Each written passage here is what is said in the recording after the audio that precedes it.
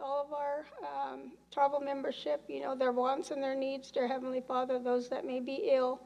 And we ask that you continue to watch over all of us, those that are sick, maybe away from their homes, serving our country, dear Heavenly Father. I ask you all these things in your Son, Jesus Christ's name. Amen.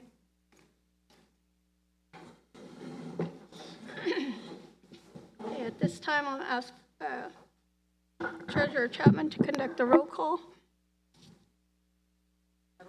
Here. Yes, Misty Nettle. Carol Chapman, here. Cynthia Butler. Here. Donna here. Titaku. Gene Evans. Here. Sammy Kimball. Here. Quorum. We have a quorum.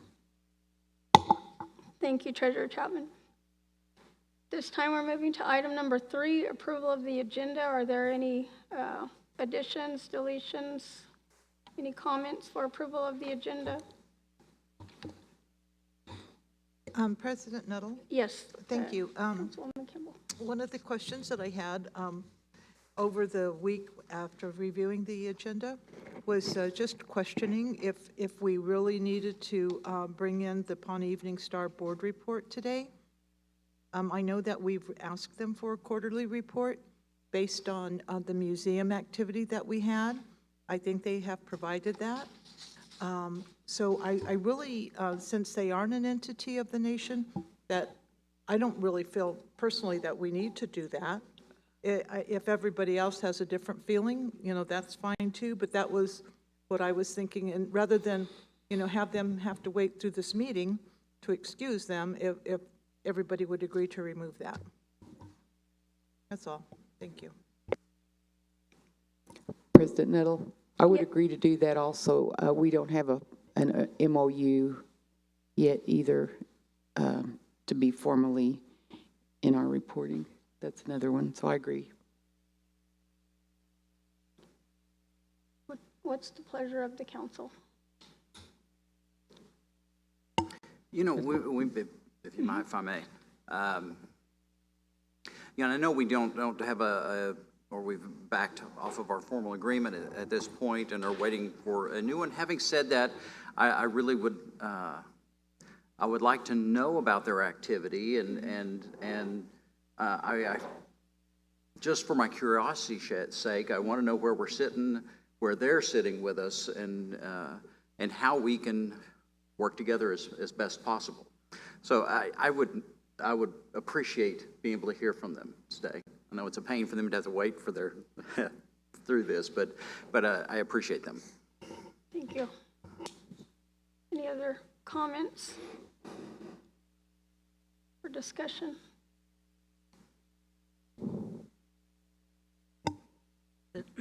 Excuse me, sorry, President Nuttall. Yes. I agree with Councilman Evans. They've missed several reports that they should have reported to us before, and that's kind of where I stand on wanting to hear what they've been working on.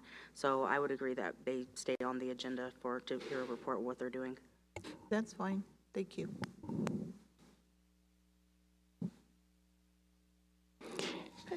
President Nettle, yes. I just have one comment. If in the future, I would like to recommend that we not put, when we have our quarterly reports from our own entities, that we not add in entities that are not officially, formally a part of the Pawnee Nation. I would agree with that. We should have separate meetings with them, if indeed we're going to move forward with an MOU. Right now it's moot.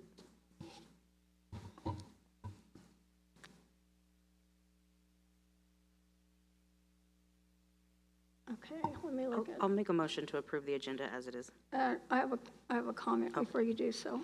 On the item number 4, I need to move that to the February 6th agenda. And that's mine. That's my own error. It's not complete at the moment. And so I'll report on that on February 6th.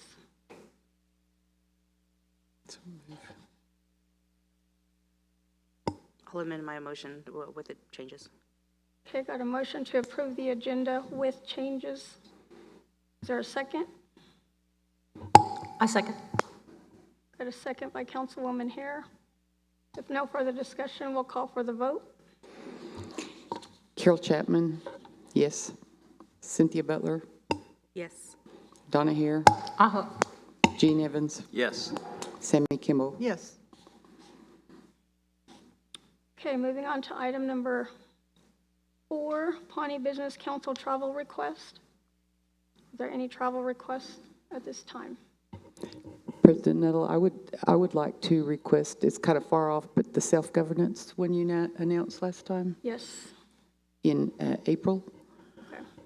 I would like to make a request to attend that. Any other council that wish to attend self-governance meeting? I would like to tentatively request that as well, please.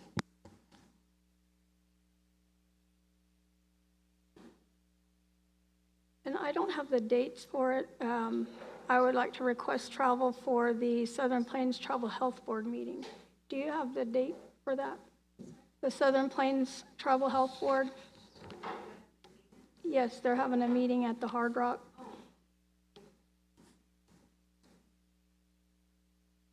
We are in a collaborative with them for the CHAP program, which is still in development.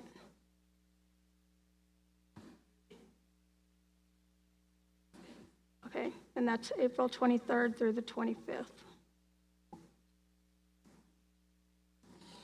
Any other requests? Hearing none, I'll entertain a motion to approve the travel requests. I'll make a motion to approve the travel request. Got a motion on the floor, is there a second? I'll second. Second by Treasurer Chapman. No further discussion, we'll call for the vote. Carol Chapman, yes. Cynthia Butler, Yes. Donna Hare, Aho. Gene Evans, Yes. Sammy Kimball. Okay, Motion item number carries. 6, Pawnee Nation College report.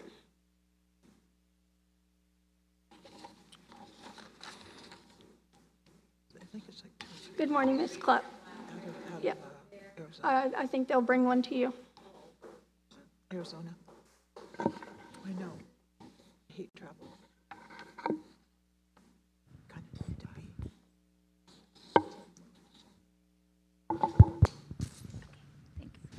It really is. I really enjoyed the Tulsa. Okay. So into it.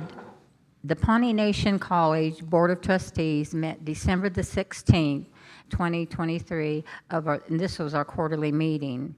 At the Board of Trustee meeting on December the 16th, the members are pleased to announce that we unanimously selected Stacy Barnes as president of Pawnee Nation College to begin immediately with a 90-day evaluation date. Ms. Burns also continues her duties as Director of the National Telecommunication and Information Administration, it's the NTIA. Also, Ms. Burns is Director of the Native American Career and Technical Education Program, the NACTEP. And again, this year, Stacy and her staff have been chosen to be a showcase grantee at their annual convention held in April 2024, presenting on student outreach and retention and cultural integration. And this is a big honor for all the grantees, and then they chose Pawnee Nation College out of all these grantees. And Ms. Burns and Parissa Baker, accreditation consultant for Pawnee Nation College, worked together numerous times over the quarterly time date to have a draft of the combined faculty and staff handbook that was presented at our quarterly meeting, December the 16th. And we went over that on that during the meeting. The quarterly executive summary. Stacy Burns, president, reported on the NICC partnership with numerous meetings held. On November the 7th, we met with Dr. Otridge, NICC president, and Shona Campbell, NICC business office manager, along with myself, regarding Pawnee Nation College tuition reimbursement formula. We met again with Dr. Otridge and Shauna Campbell, and newly appointed Dean of Education, Chrissy Leisure, on November the 16th, along with Stacy, myself, Amanda Canujo, and Marcella Stevenson. We met again on November the 30th, and the meetings were via Zoom. Another meeting was held with Dr. Oatridge and included NICC staff Christine Sudbeck, Chrissy Leisure, and Shona Campbell to begin the revisions of the NICC Pawnee Nation College MOU, with Pawnee Nation College staff present was Ms. Burns, Amanda Canujo, Marcella Stevenson, Felipe Chavez, and myself. An MOU was presented by Dr. Oatridge at our quarterly meeting with no regard or comparison to the MOU that was signed on December the 5th, 2019, and has been honored until fall of 2023 semester.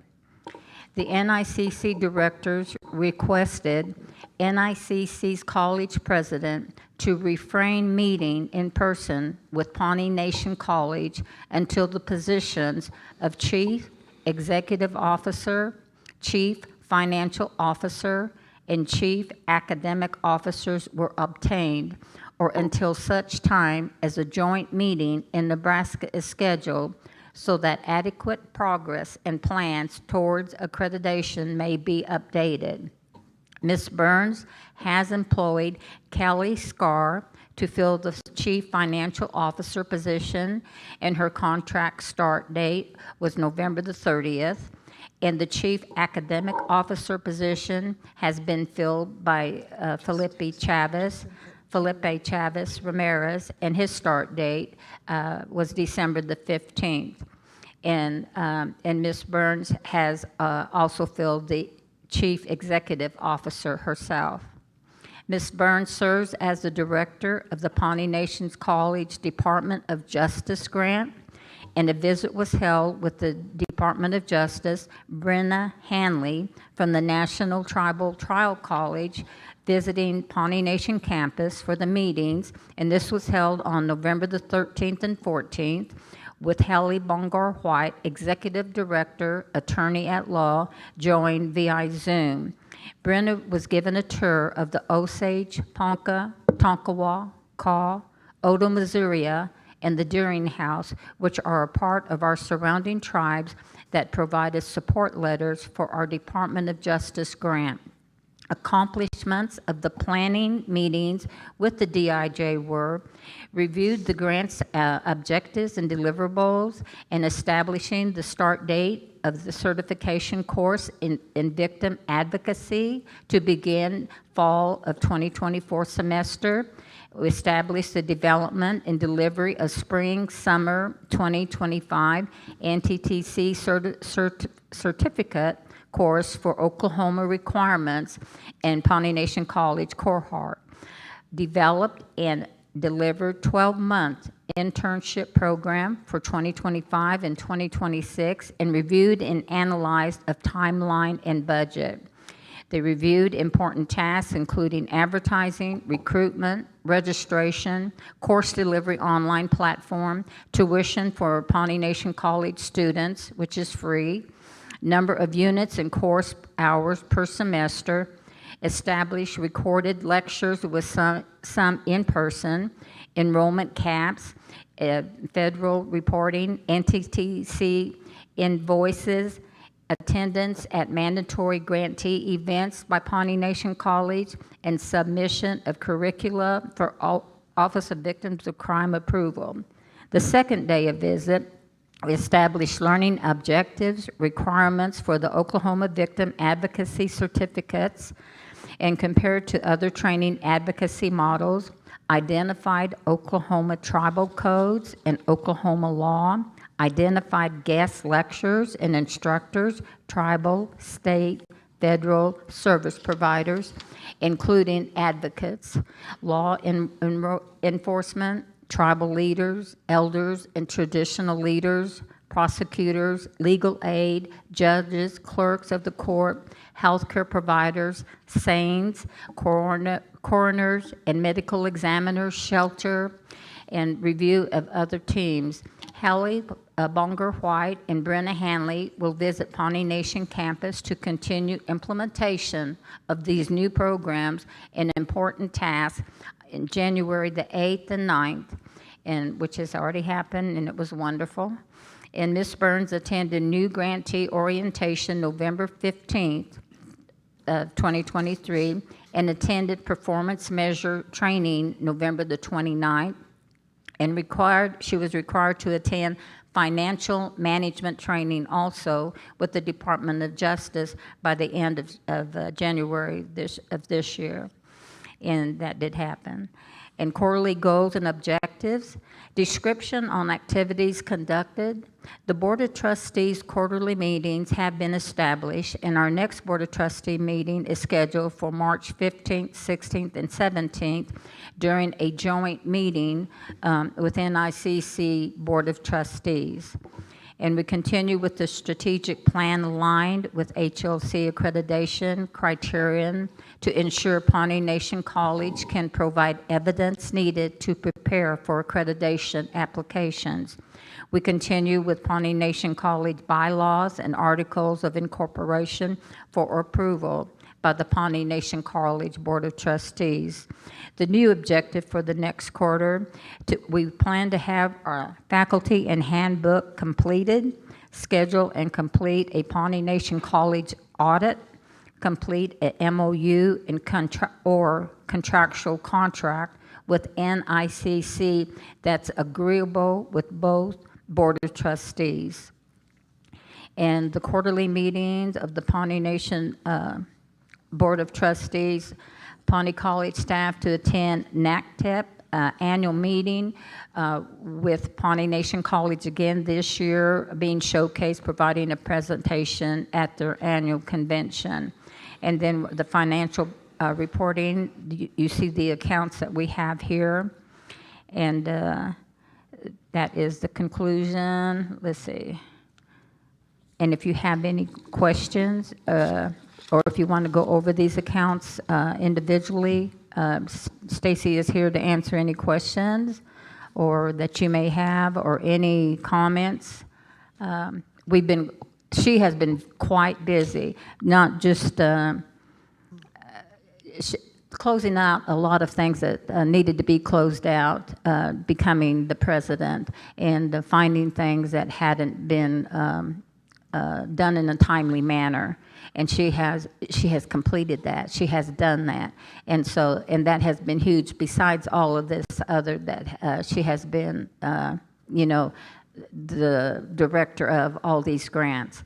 And so we're just so proud and honored to have her as our president, because it's just a continuation. She's worked for Pawnee Nation College ever since the beginning. And so just to carry on in a smooth manner, in a good manner. But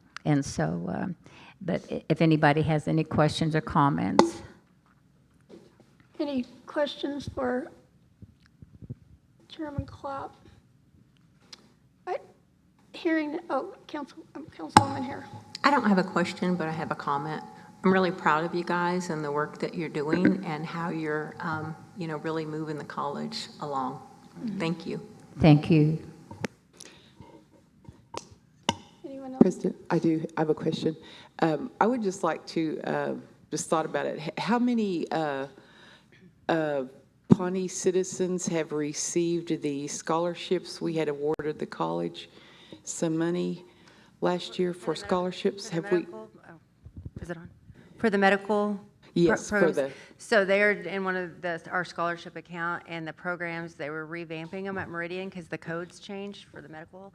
And so they actually start March 1st. March 1st? And there's 12, I don't know, how many are Pawnee Nation members, but there's 12 on the list right now that are going to start.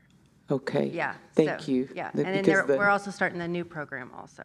Okay, Yes, thank you. yes. Yeah, just wondering because our facility is starting to rise now. Yeah. We have to have people to be employed. Thank you. Yeah, she put us on a wait, and she said they were doing the program, structuring it, and she said it's a good thing they didn't start because they'd had to retake what Okay, they just did. good. So Thank it you. worked out. Tell them how many many students we have. Yeah, so as of yesterday, with Census Day, we have 90 enrolled for the college courses, and then we have 12 waiting to get into the medical programs. So we'll be over 100 this semester, so that's really good. All right. Thank you. I just want to say congratulations, Stacy. You know, it's been a privilege to watch you, you know, grow with the college as well. And then, you know, now you stepping into the interim and then now, you know, into that permanent position. And you're able, you know, I'm sure you've had a vision of, you know, a lot of goals that you wanted to attain. And so now, you know, you have that authority to do so. So, you know, you've been moving along pretty great, and then addressing, you know, some of the needs that have been there for a long time. I do have a couple of questions. One of them, you had mentioned, Ms. Clapp, in the quarterly goals, your joint meeting with NICC. Where is that going to take place? In Kansas City. in Nebraska? We're meeting Kansas City. And then on the side of accreditation, what are the barriers that you're facing? And I mean, is there anything that we can do to assist you with the, you know, I know that we've been, you know, hearing about, you know, I guess the number one concern was just, you know, the sustainability of the funding, but are there other challenges besides that? I mean, what? With our partnership? No, with accreditation.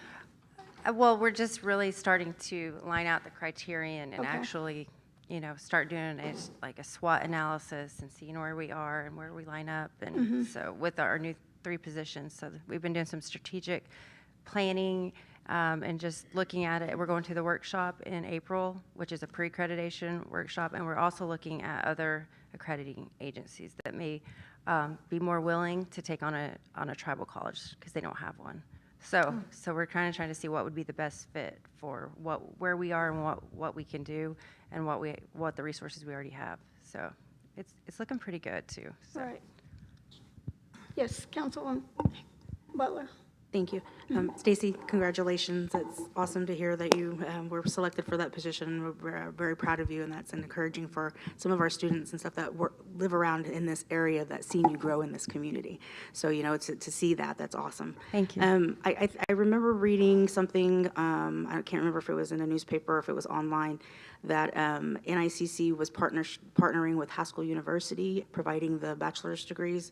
And so then does that kind of play into our students? Will they get that opportunity through NICC to go for their bachelor's degree through Haskell University?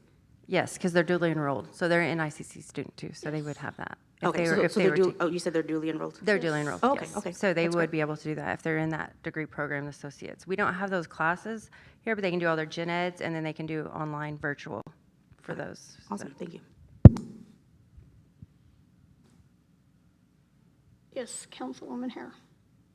I just have one comment, and it's more for our tribal membership and staff, and that, Stacy, I also want to congratulate you before I say it.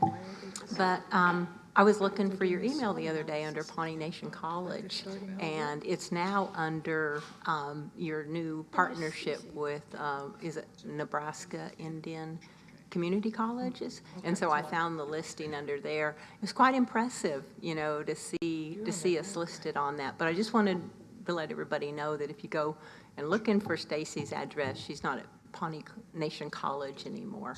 I'm both. Oh, are you? Yeah. Okay, great. So I Okay. have one with them, and then I have, you know, our college, and then my emails from there sync to the. Okay, I stand all corrected. of it, yeah. All right. But we do both because we're able to access their systems too for our students.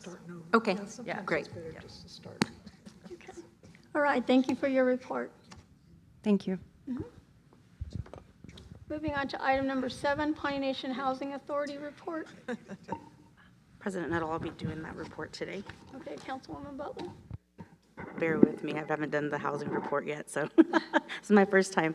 We really do miss George. I just wanted to make mention of that. You know, he's does a lot of these projects that the housing works on, and with him gone, I have to pick up where he left off, and that's really hard whenever you're trying to, you know, get caught up in everything. So just bear with me. So for the quarter, it started out, they did the closeout of the 2023 IHP, which is fiscal year, we're in fiscal year 24, but that started in October. So they closed out for the 2023 IHP. Staff attended the legal symposium in Las Vegas at the beginning of the month. They've been working on updates to the personnel policies and procedures, and the board, they approved some revisions to the education leave. We kind of mimicked it after Pawnee Nation's policies and procedures for education leave. So they approved that. They closed out on the property at 307 Ash, which was the $75,000 home that they bought. It's a 3-bedroom home, a 2-bath, and they purchased that out of non-Nahasda funds. And I think that the commission hasn't decided what they want to do with that home yet. I'm not for sure if they're going to do it as a rental or as a home ownership, part of the home ownership program. So they'll make that decision in the next few months. There are some renovations that have to be done to that home, so we'll be doing that later on this year with the funding that we have. The executive director attended a meeting, and a couple of the staff members attended a meeting with the Rural Water Board in support for future development on the 14 acres. Update on the 14 acres that's being purchased. The closing is set for March of this year, so it'll be hopefully within this quarter.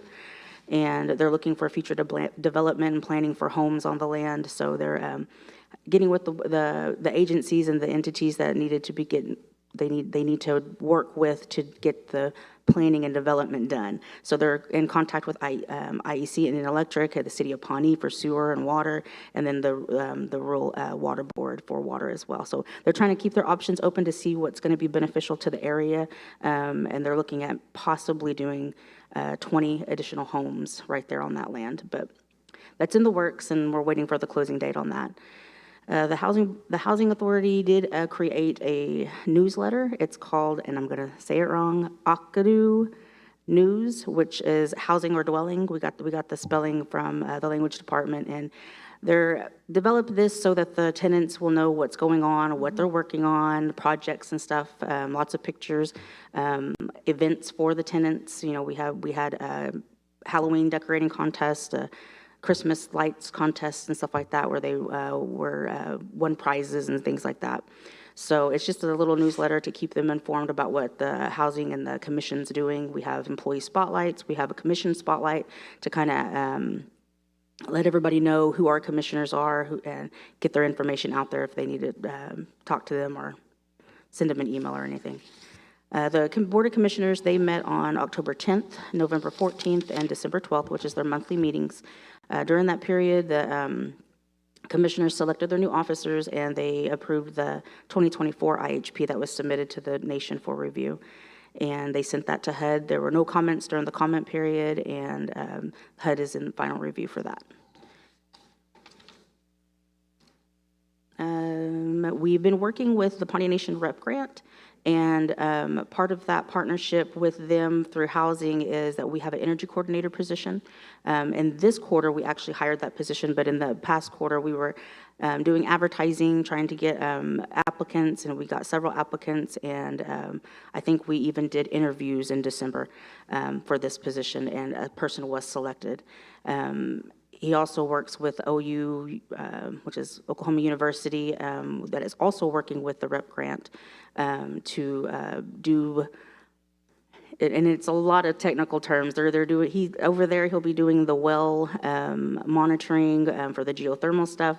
And then here in Pawnee, he will be doing like the phases, working through the phases of the grant to be doing the sensor deployment and working with the Pawnee Nation on that. So that's what they've been working on with that, and we do have him on board now, so he's going to hit the ground running with a bunch of community meetings and flyers, literature. We got some events that he's going to be going to get community involvement in the deployment of the sensors. And this is all for, it's the Rural Energy Pilot Program, and it's through the Pawnee Nation, and we're partnering with them to get this part of the grant done. So we're just meeting those objectives. We're in phase 2 right now. And this is for the energy, the geothermal energy, I think is what it was. And then there's some other incentives and stuff like that. I'm not really caught up with all of it yet. And like I said, I'm catching up on this to continue the work that Georgia's supposed to be doing. And then the last thing that I wanted to mention is that the Housing Authority has partnered with the Pawnee Nation Emergency Services Department, and they're doing installation of smoke detectors and carbon monoxide detectors. So we've been working with them for a couple of months. It started in December, and we're continuing on until we get get with a lot of, it's open to everybody in the community. It's a free service. If you need smoke detectors in your house, there's a simple application on, I think it's on the Pawnee Nation website, but it's also on the Pawnee Nation Housing Authority website. And it's just a simple application. You fill it out, and they will come in and inspect your rooms, your homes, and then they will install smoke detectors for you and the carbon monoxide detectors. So if anybody wants to utilize that program, it's open. It's through. You can also call the emergency services coordinator, John James. He has the application as well, and go down to the fire station and meet with him, and he can get anybody signed up for that. So, and then the financials and everything are in the report. They're just going through their IHP and trying to meet those objectives, and that's reported in there. So, and I'll try to answer any questions, guys. I've got one. Okay. Councilwoman Kimball. Thank you. And this is really primarily for our citizens. Do we have other programs available right now for homeowners and? The homeowner, and I'm sorry, I missed that one. The home ownership fund, which is the treasury funding that we received, we still have a little bit of money in that program. We need to get it closed out. We're doing utility and mortgage assistance at this time. So we have a little bit of funding for that for those who are homeowners who need help with utilities and mortgage. It's still COVID related, and I know it's been several years probably since people, but we still have to have those justifications for COVID related applicants. So is there a criteria to meet for that as Yes. well, like a threshold for income?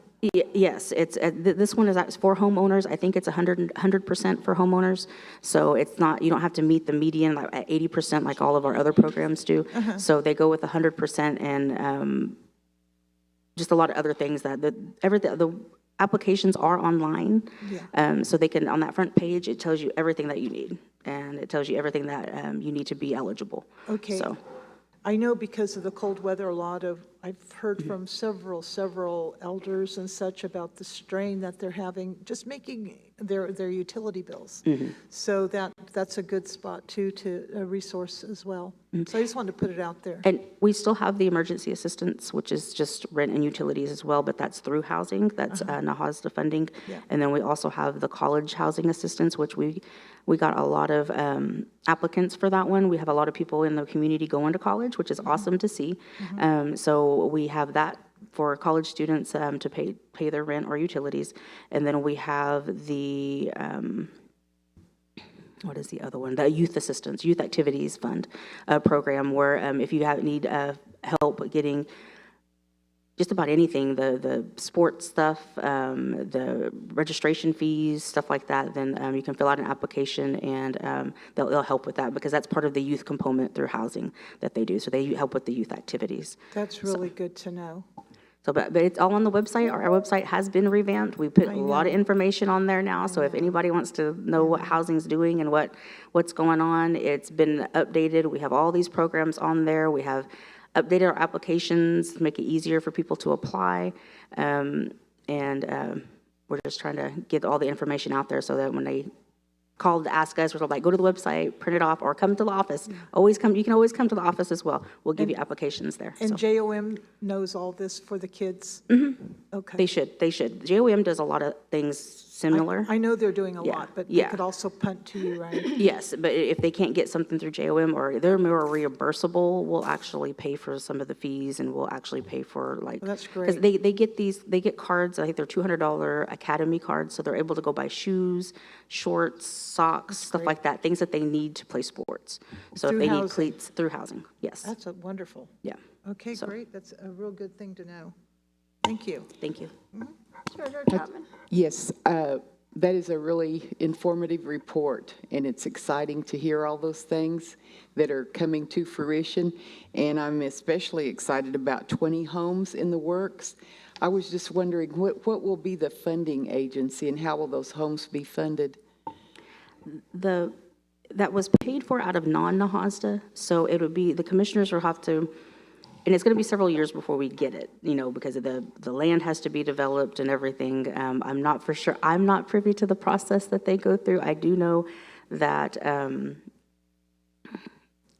there has to be a lot of planning that goes into them, and I don't know if they'll have some of them that are not, income-based, and some that will be non-income based. So I don't know how they'll develop that or how they'll do that. The commissioners will go through and look through the plans and stuff like that and see what they want to do, because I think they can do both since it was paid out of non-HOSTA funding. I'm just now getting a grasp of how all that works, and coming up with, going through this, I think it'll be really interesting to find out how that process is. I do know that they do have a couple of lots that they haven't done anything with here in Pawnee, and so I think the commissioners are actually talking about going ahead and building a couple like little small one-bedroom apartments and stuff on those lots, just to get them occupied. So that might be coming up as well. So, but yes, to answer your question, I don't know specifically, but I can find out and let you guys know. Okay, thank you, that's exciting. So with that thought, Cynthia, I know that the Ponkas have built elder homes just on the west side, I guess, if you will, by their community building and their gym and what have you. It might just be a really good look, because they're just 1 and 2 bedrooms, and it's kind of like a little horseshoe, and they're very, very nice.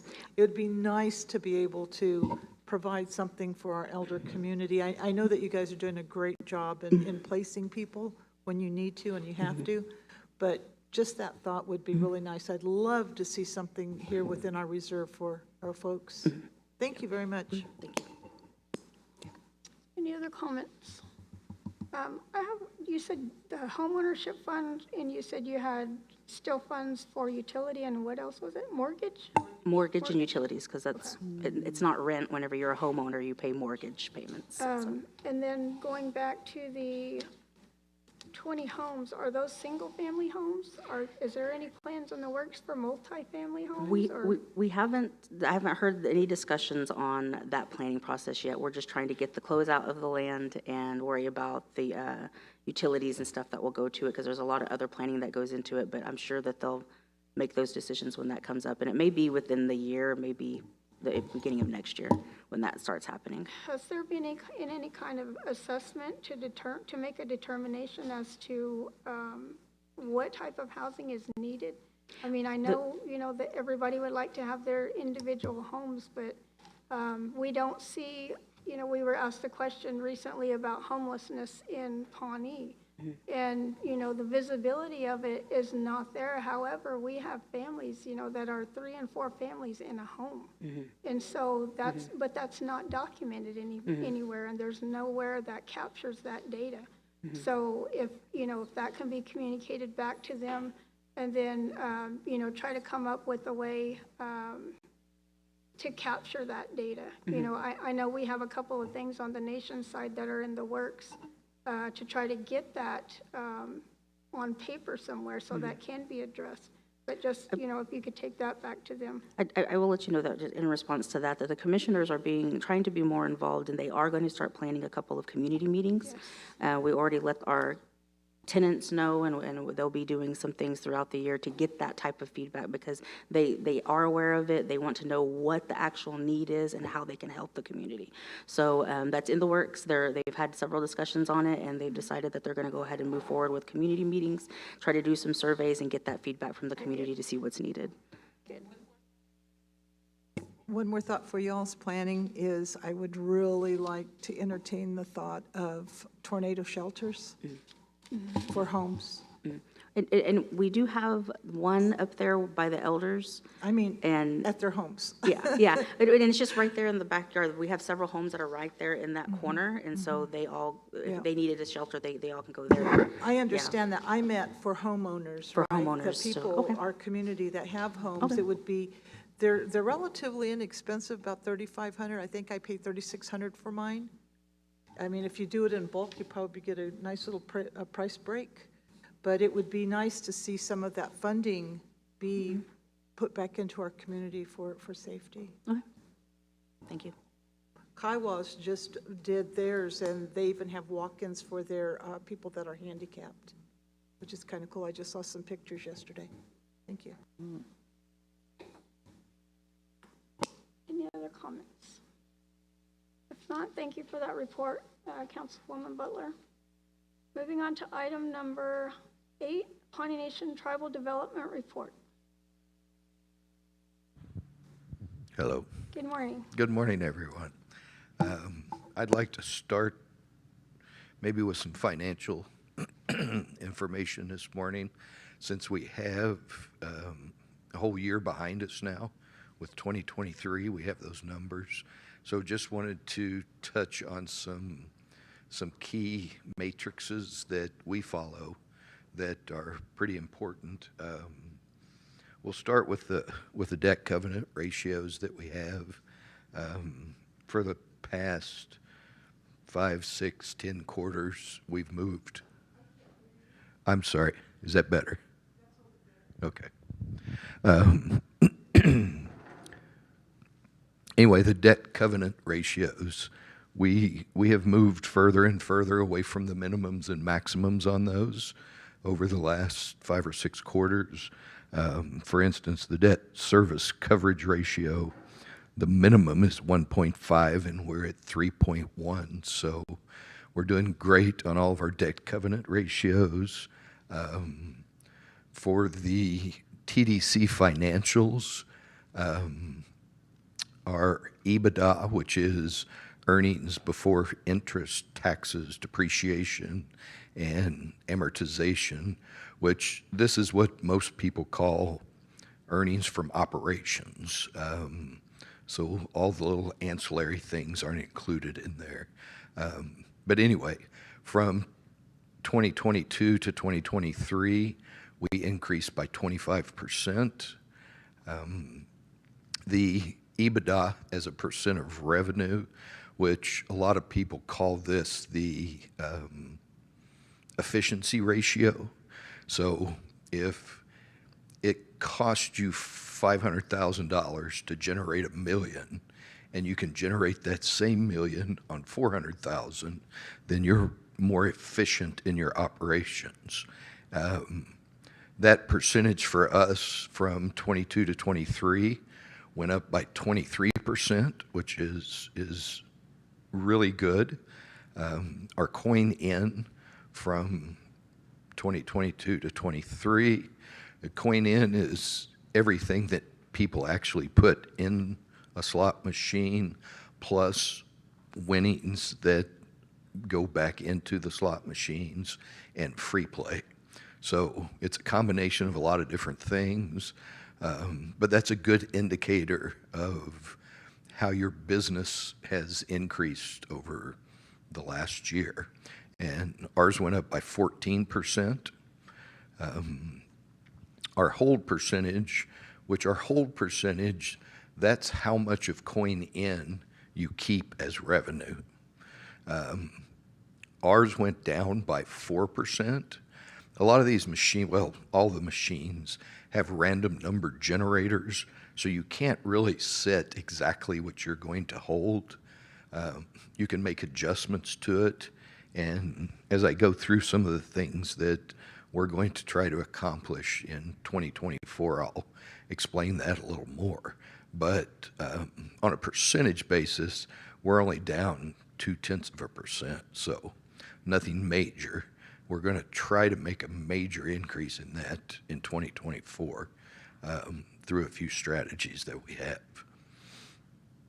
But anyway, fantastic numbers from year to year, and I think in 2024 our projections are even higher. So should be a good year this year.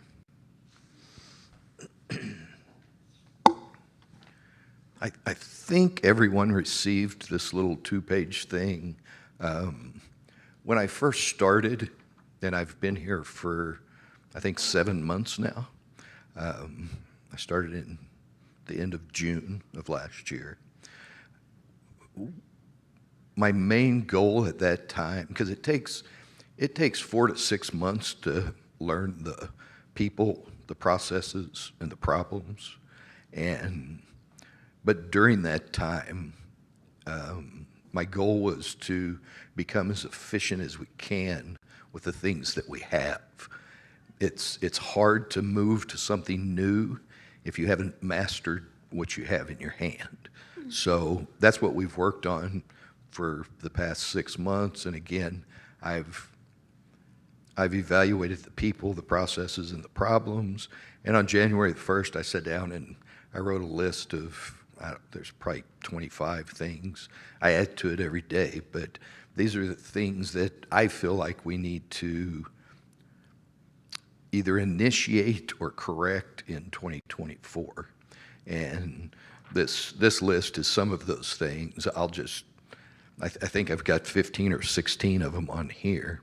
And I'll just read them off to you. Some of them I'll go into a little bit of detail on, but we're still working on the 20 acres north of Stone Wolf, trying to get a grant to kind of make that a community park. We're also going to use it for some outdoor events for the casino, but we're still working on that. We're bringing our accounting processes back in-house. We just moved accounts payable back.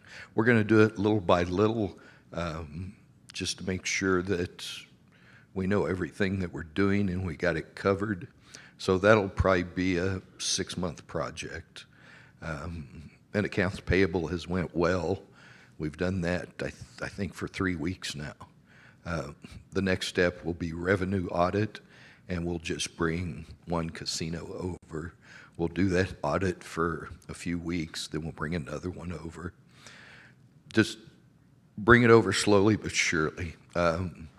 This month, we're going to move the 15 games that are in the Travel Plaza. We're going to move them on the casino floor, and we're either going to use that room for native art that we can sell. A few of the cashiers there said I would move the native art closer to our view because they said things walk away very easily there. So we may use it for like trucker supplies, and where the trucker supplies are now, we'll put some native artware.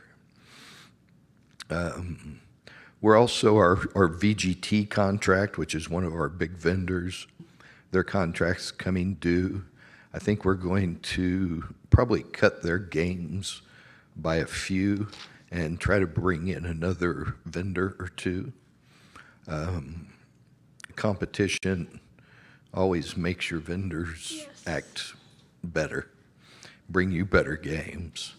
We're in the process of hiring a social media and events coordinator.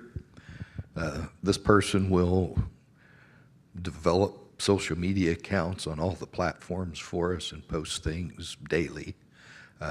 They'll also coordinate all the events that we're going to have at the casino for the year, whether it be outdoor concerts, car shows, powwows, whatever we decide to do.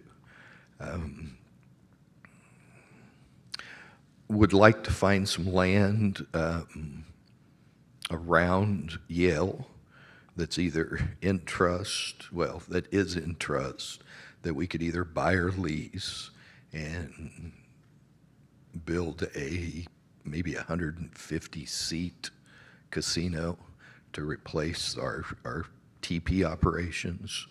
And I don't know if it'll replace it or add to it, but we're kind of looking at that as well. In the second half of the year, I would like to find someone to come in and give us some hospitality or customer service training from the top down. Our mission statement is Southern hospitality with endless entertainment. So we have to be hospitable. And I think that's important to have someone in. We may even at some point have our own trainer because, turnover in a casino is pretty high. So we don't want to lose that momentum when we get it in there. So we're also working with the Gaming Commission to try to ease some of the restrictions on retail badging, and working with them, we have a few ideas that we're going to try. We're also getting bids on a 10-foot by 25-foot LED sign that will be on the east side of the building by the restaurant. This will help promote new games or promotions, special events, lunch specials, whatever we want to put up there. We're going to try to get one of the vendors to help pay for that.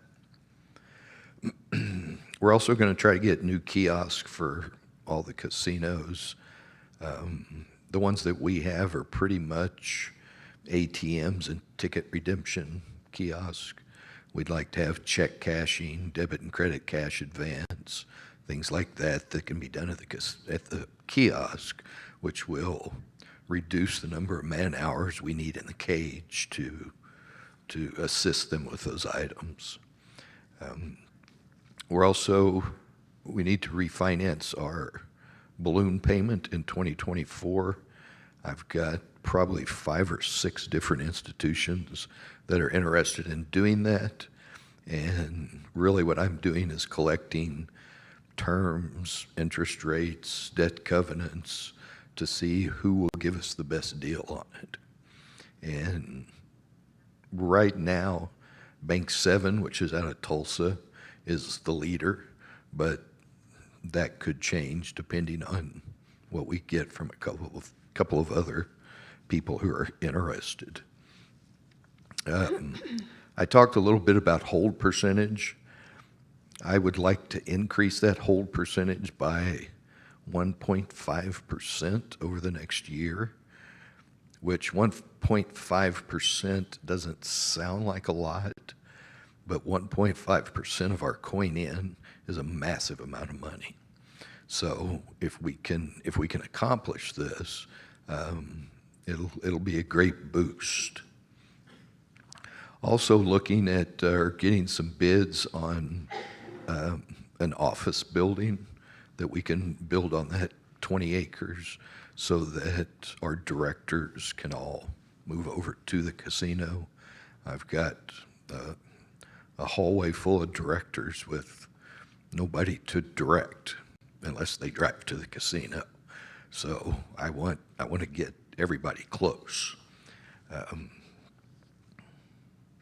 We've had an electricity problem at the casino for years, and about every other day, the electricity blinks off and on, and it just goes off for a slight second, but it shuts down about half the machines on our floor, which means we have to reboot them, we have to clear RAM, and it's a process. And when you have customers sitting in machines playing and their machine goes down, they have to sit there for 10 or 15 minutes until we can get it back up.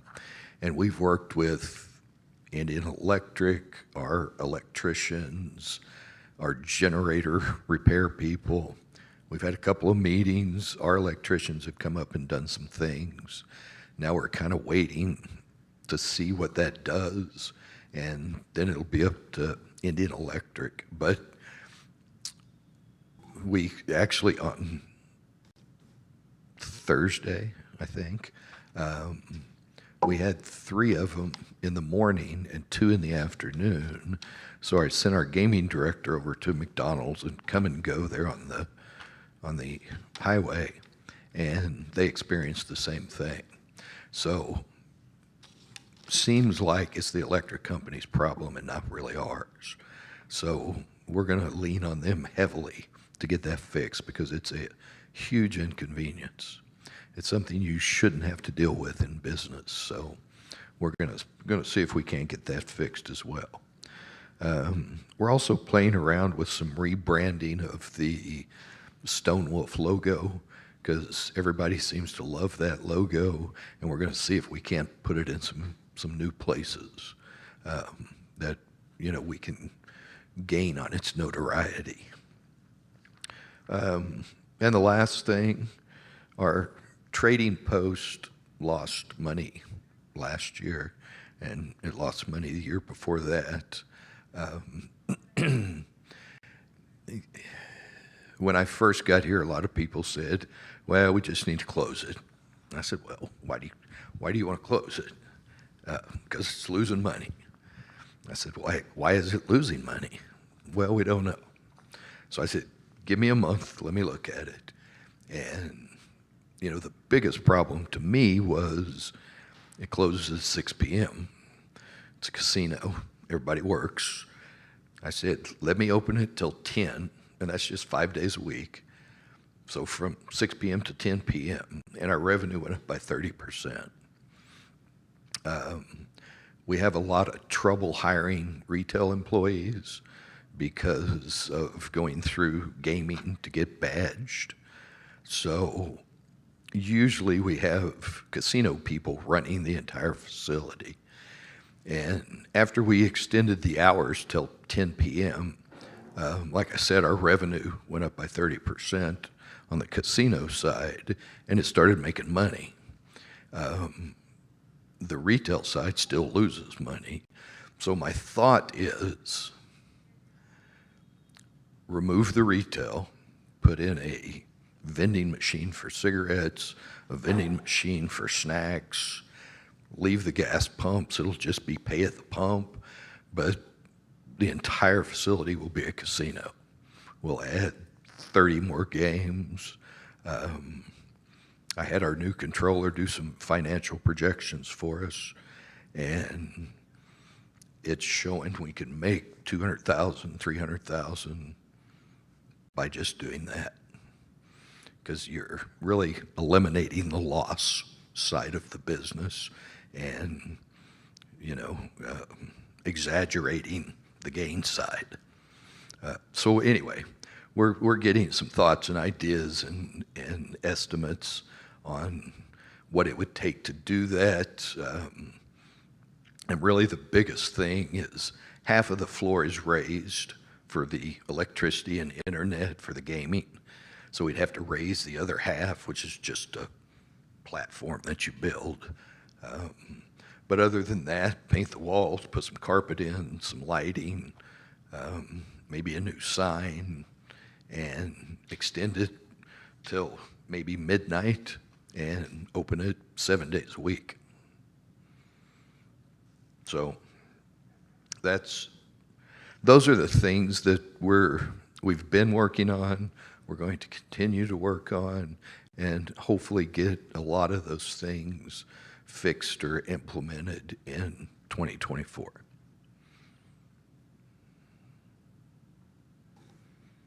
Sounds good. Any comments, questions for You know I do. Mr. Waller? Councilwoman Kimball? Thank you. Thank you for your report, Mr. Waller. I appreciate all of the financial information, and that's in our packet, right? You've sent all these numbers Yes. over to us. Okay, great. Thank you. I have some questions relative to the 20 acres that's sitting there at Stonewolf. Yes. That land is all that land is held by tribal members, right? Yes. So how are you going to get a grant for something that you don't own? I mean, you're renting it, right? You're paying space, you're paying rent for that space to those allottees of that land, right? Or you No. talk- or you talking The 20 land that the you bought? casino is on Okay. is leased land. Right. The 20 acres north of it is owned by the tribe. Okay, so it's owned by the tribe? Yes. Okay, so it'll come through the tribe before you do any development, right? Yes. All right, good. And then, so the grant writing, then, I kind of have just a question in my mind how that works, because you're a for-profit. So how do you anticipate getting a grant unless it comes through the nation?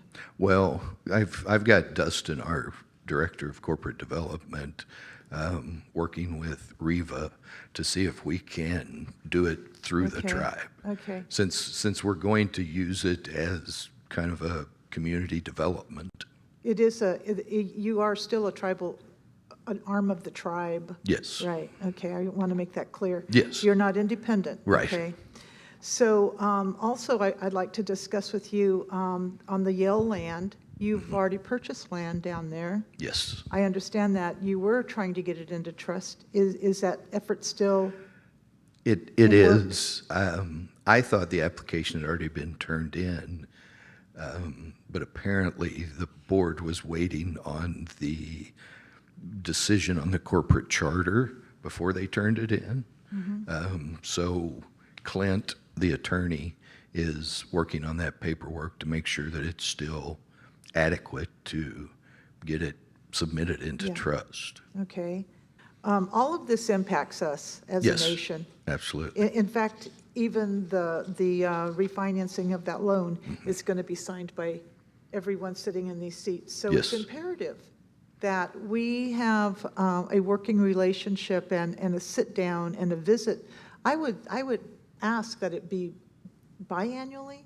You know, we could do it twice within the year, every Yes. 6 months, maybe even more, since we're getting really close to that balloon and getting closer to it, because we all need to be on board and we all need to be on the same page when this all comes down the chute, right? Absolutely. And Okay. as soon as I get back from the 5 or 6 people that are interested in doing it, I'm going to send all of that to Jennifer, and we can sit down and talk about it, and you guys can help decide Well, we certainly are, which one of because, these are the best. again, we're going to sign, and we're going to not just make that decision individually, but as a group, right? Yes. As an entity, working group.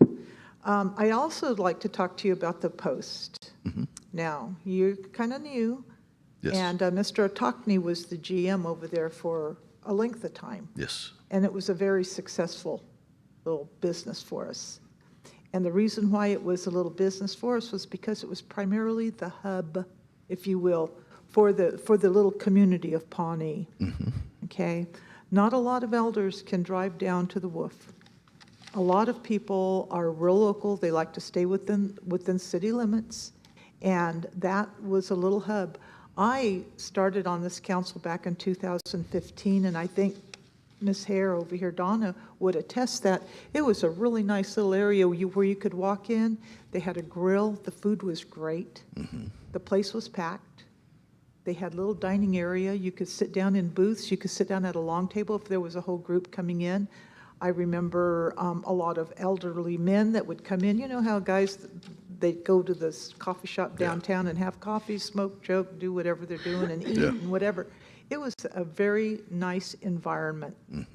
You are also capitalizing on IHS employees, tribal employees that are driving by there every day, stopping for coffee, grabbing a breakfast sandwich, going in for lunch, grabbing a hamburger, your after hours. And it was a great place for me to go in and meet our tribal members, to sit down. I could just sit with a cup of coffee and sit down and have conversations. Yes. So I feel like if you're going to take that all away with just gaming, I think we're kind of maybe just being a little short-sighted in understanding what the potential is to make that a hub again.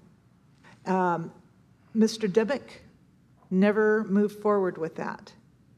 So this was all before his administration, if you will. Yeah. It was prior to him that this place was just a really great place to be, and it was busy.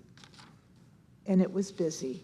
And I don't, sometimes, maybe that revenue stream isn't where it needs to be with, the 40 machines that are in there, but it sometimes that cohesiveness and family hub, in the community is a little bit more important too.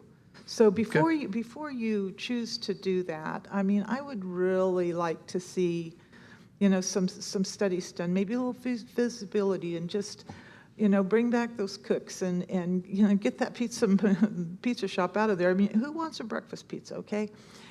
Get it out of there, and let's get some eggs and bacon going and make it a place that people can drive through again.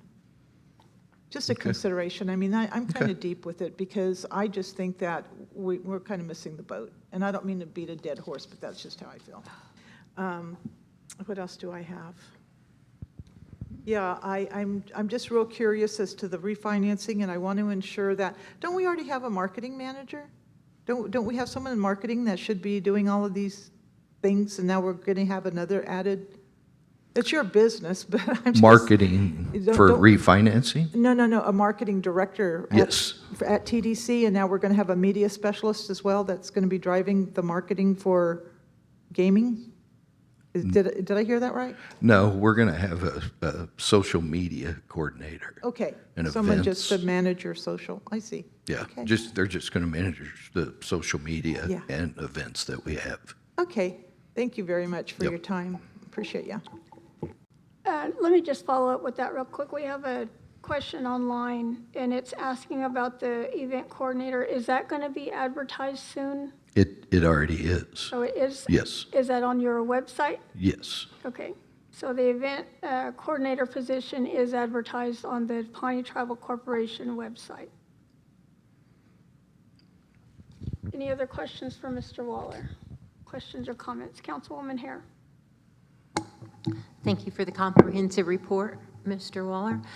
I agree with Counselor Kimball on the trading post, and yeah, it was a really hub where we like to gather, and a lot of people feel this is ours. You know, we're here together.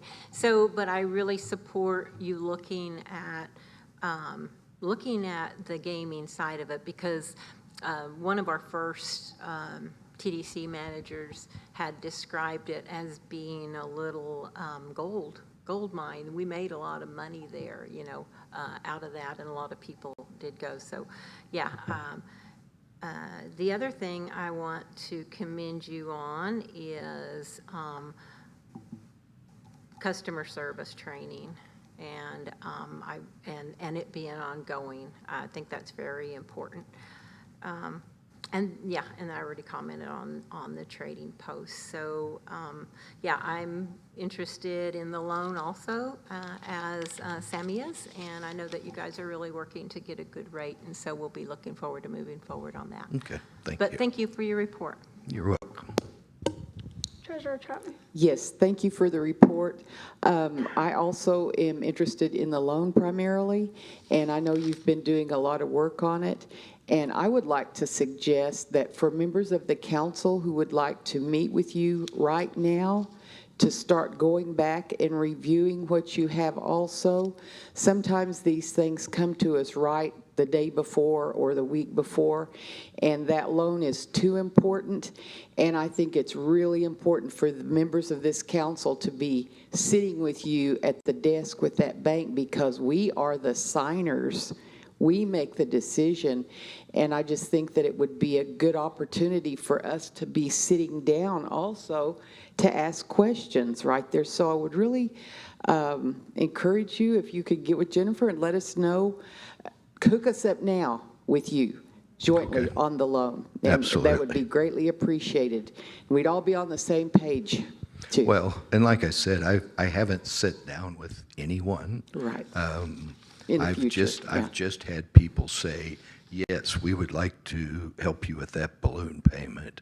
So what I'm getting from them is a one-page list of what's the term, what's the AM schedule, what's the interest rate that you can charge, what are the covenants that you're going to require, and then we can take all 4, 5, 6 of those, put them side by side, and then we can decide which 2 do we think are the best. Okay, let's pick this one, and let's sit down and talk to them. So I'm not at the sit down and talk to them stage yet. I mean, I've only got one form back so far, and of course, First Secure wants to refinance it. Right.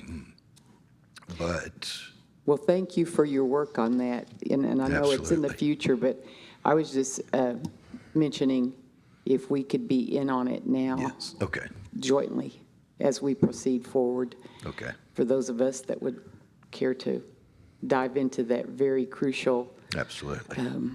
issue here that's coming up. Thank you very much for your report. You bet. Did you have comments, Cindy? Okay, I have a question for you. You had mentioned about, the VGT contract, that was up for renewal. What about Digitronics and the ATM? Because I know that there's been issues with the ATM out there. What about the Ditronics? The Digitronics and the ATM machines. And then on the Travel Plaza side, it closes at 11, and those are the only 2 ATMs that are available. If they're not available, the only other option is to do a cash advance.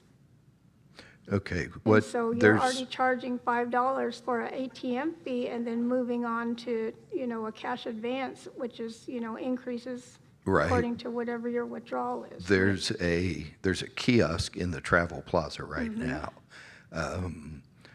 When we move those 15 machines out, we're going to move that kiosk into the casino, and there's an ATM in the casino that we're going to bring over to the Travel Plaza.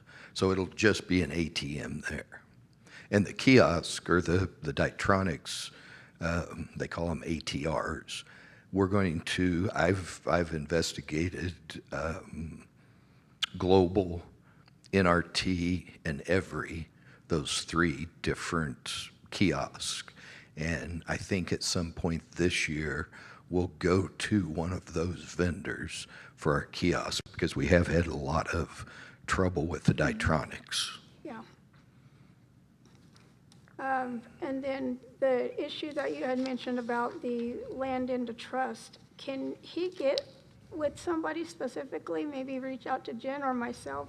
I'm talking about Mr. Cowan, with regards to the issues that he's having with the corporate charter, because as it is now, there has been nothing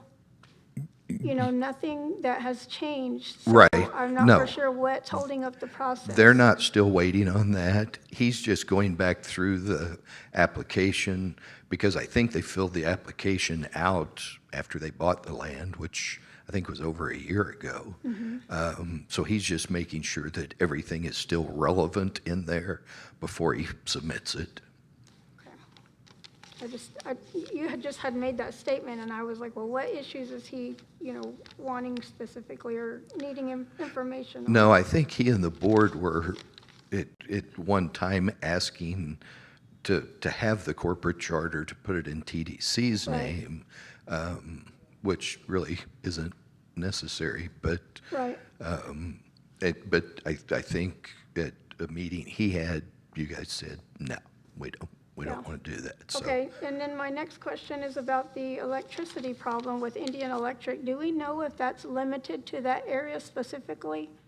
Or is that, an Indian Electric issue? And the reason I ask is because, we have projects where we're seeking to, potentially utilize Indian Electric. But if that's, a problem, then that's something that we need to, take into consideration for future development. I think it depends on your business, if it's really a detriment to you. The battery backups, like on a computer, on your computer in your office, the more hits that it takes with a power outage, the faster it deteriorates. So we have, our biggest problem is our machines go down, and we have, 50 customers in there playing, and they have to sit and wait. If, like at the McDonald's down the street, their power will go off and come back on, yet they don't have to reboot everything. So it's not that big of a problem for them. Right. Well, I get that. I'm just talking about, is it a surge? Is it, we don't know what the issue is? They or call it a blink, a blink? because it's like someone takes a light switch and turns it off, turns it right back on. Yeah. And it's just enough to kill everything. And if I could add something to that, we have the same issue at the Nation, and what we've been working with JD Young, it's the grid. It's not the carriers, it's the grid. That's why we have the Reconnect grants that's going to be helping us with that. So our engineers are looking into that right now because we But have we're- GRDA. But we're on GRDA, right? Yep. That's Yep. why I'm asking That's about what I'm Indian saying, yeah. Electric specifically. which If is we're separate looking from at, Right, but that's if what I'm we're saying looking is, at, potentially utilizing them, Right. if that's an issue that they have, we need to keep that in mind. but that's what I was saying is it's not, Or is it infrastructure? it's infrastructure. Yeah. Could It's it the be grid. infrastructure? Do you Yes. just need more? Well, and they tried to explain to me that they engineer their system to have these blinks. And I tried to explain to them, I've lived in 20 different neighborhoods and worked in 20 different businesses, and I've never seen a blink every other day. It just doesn't happen. So That's bizarre. I I have Indian Electric, and I have no issues That's whatsoever. nothing. Okay, yeah, Yeah. see, that's why I was wondering if it was Yeah. something I have specific Well, to issues and a them. lot of people are wondering if it's all the grow farms that have been added that's out there towards Stone Wolf, because they require a lot of electricity. Okay, that's all I have. Thank you for your report. Okay, at this time, we're moving on to item number 9, Pawnee Evening Star Board Report. Good morning, everybody. Good morning. You guys can hear me okay? Yes, Okay, good. So, hi, I'm Marisa Page. I'm the executive director at the Pawnee Evening Star Fund. We are a nonprofit organization chartered under the Pawnee Nation of Oklahoma, and our purpose is to strengthen the Pawnee Nation, its people, communities through philanthropy and partnerships by engaging in individuals and institutions to invest in language and culture, health and wellness, and food sovereignty. We are in the works of changing that a little bit. I know that in our discussions with MOU, they wanted us to add education and a couple of other things. So we're reworking that. Currently, there Pawnee citizens served. We have 80% of our board are enrolled Pawnee citizens. 10% are intertribal. And then our aim is to create opportunities for Pawnee citizens. And we understand that engaging and being active in the community is essential with the tribe. And then non-tribal citizens served. Right now, we're kind of stagnant as we read our MOU. So, and then counties served. We'd is not known. So our goals and objectives for this past quarter was to get the ATOM grant report from Ms. Miranda Dew, meet with the Pawnee Business Council on the ATOM grant and reinstating the MOU. We did draft a end-of-year fundraising solicitation that we sent out to a couple of people. And those numbers will come in our next quarterly report. We also amended our bylaws to have the PBC president and treasurer as our board members. We voted on new board members and new term limits. So Carly Hare is our new board president. Virgil Wade is our new treasurer. Lucille Echohawk has one more year in her term. John Echohawk as well. Gwen Shenantona also has 1 year, and Scott Seipult was elected to a 2-year term, as well as Walter Echohawk. And I moved out of I'm the secretary pro tem, but I moved into the executive director position. So our objectives for this quarter really is actually to get policies in place. So that's not on this, and I should have updated it for you, but that includes accounting policies, human resource policies, board policies. But we also want to create a fundraising plan. We'll have a strategic planning session at the end of this month. And then we also needed to ensure that other people could access the bank account. So we did a resolution for that. We renewing our PO box, and we're developing a website, and hopefully this year we can, get that MOU reinstated so we can start talking to foundations and corporations about funding. And also our board meetings now are every 2 months instead of every month. There's no travel or training. And then our financial reporting, unfortunately, our banks, there's no signers on the bank, and there wasn't still, we're trying to deal with that. But so I don't have a statement available for October.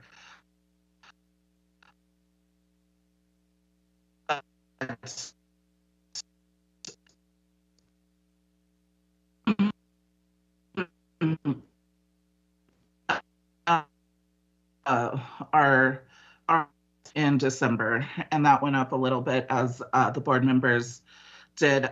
Some of us gave money to the board. So yeah, and I apologize. This is my first meeting, so I don't know. Is there any questions that you guys have of us? Are there concerns? Marissa, you kind of cut out towards the end about the financials. We heard something about October, and then that was it. Oh, I apologize. So in October, so we're still trying to get access to the bank account. Me, Carly, and Virgil as the treasurer. So we still don't have a statement available for October. But you can see on our report in November, we had $28,570 and 43 cents. And then by the end of December, we had $32,929 and 43 cents. And that is because some of the board members made contributions to the Pawnee Evening Star Fund. Okay, thank you for that. Council, do we have any questions for Ms. Page?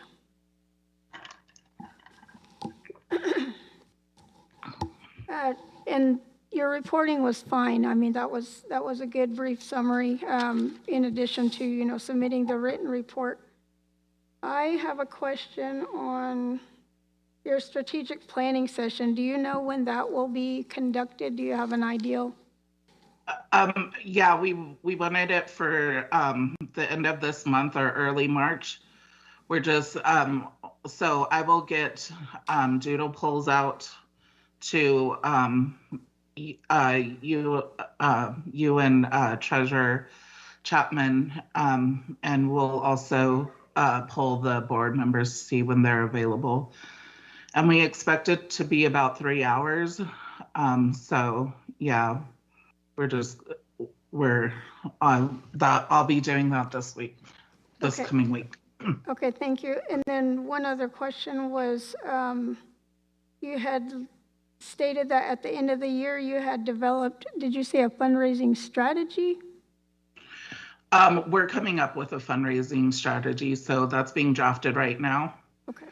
Just kind of a timeline, and we will send that also to you, President Nettle, and to Treasurer Chapman, and to Jennifer as well.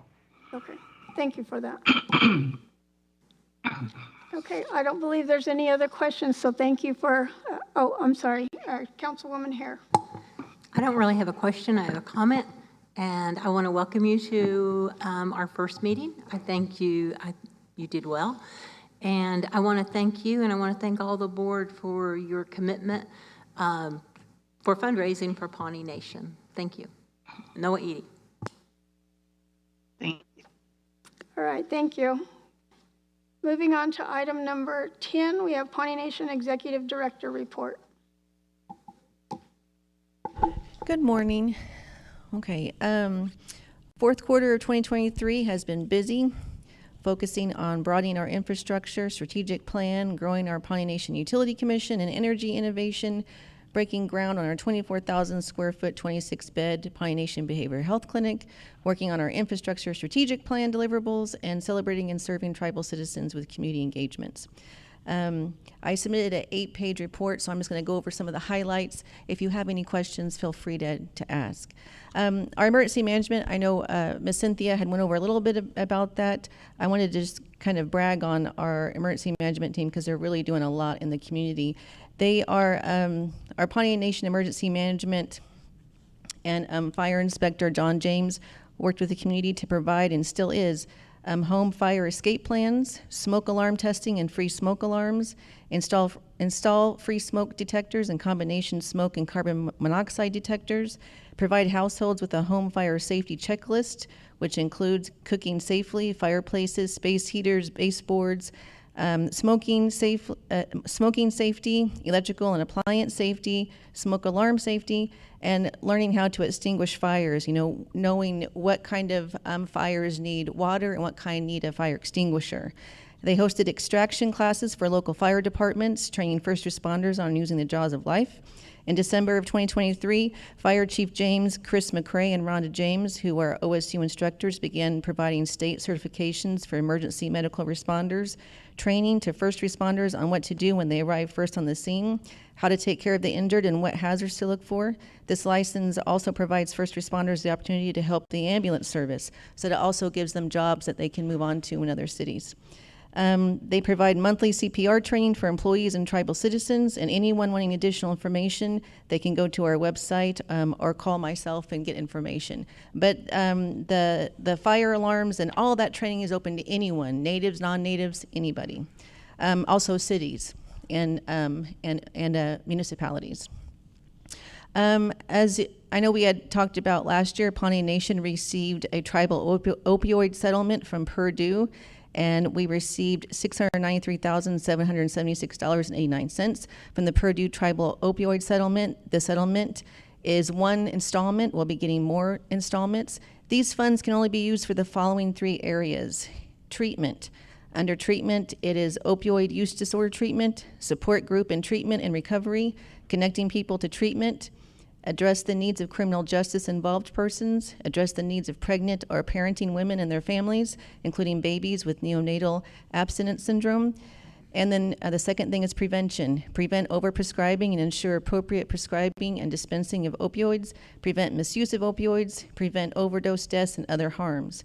And the third thing is other strategies, and that's around first responders, leadership, planning and coordination, training and research. We are getting our core team together, and that is everybody who deals with those 3 areas with Pawnee Nation, and we're going to have a brainstorming meeting, and we're going to do that. We've already scheduled that with Madam President, with Treasurer Chapman, to talk about how to use those funds. Some of the things that the team had already talked about doing that's needed is, I just want to read off a couple of things just so our community can hear that, is creating a diversion court program, job placement and training. As part of the opioid crisis and high numbers of recidivism, we would like to create a diversion program as an alternative to incarceration in our criminal and juvenile justice systems to establish a judicial program to divert defendants in appropriate cases into court-ordered care of treatment programs and using our Pawnee Behavioral Health Clinic, and that's as an alternative to incarceration. Parole offenders to a skill center for training and certification, driver's license, recovery, and job placement. So what that means is we like to make our own parole board, our tribal parole board, so that we can parole our own people and put them into work and have them get a skill. Develop and provide culturally appropriate training in post-incarceration syndrome, post-traumatic stress disorder, anger management, and trauma counseling and rehab treatment, and that would be using our behavioral health facility that's being built.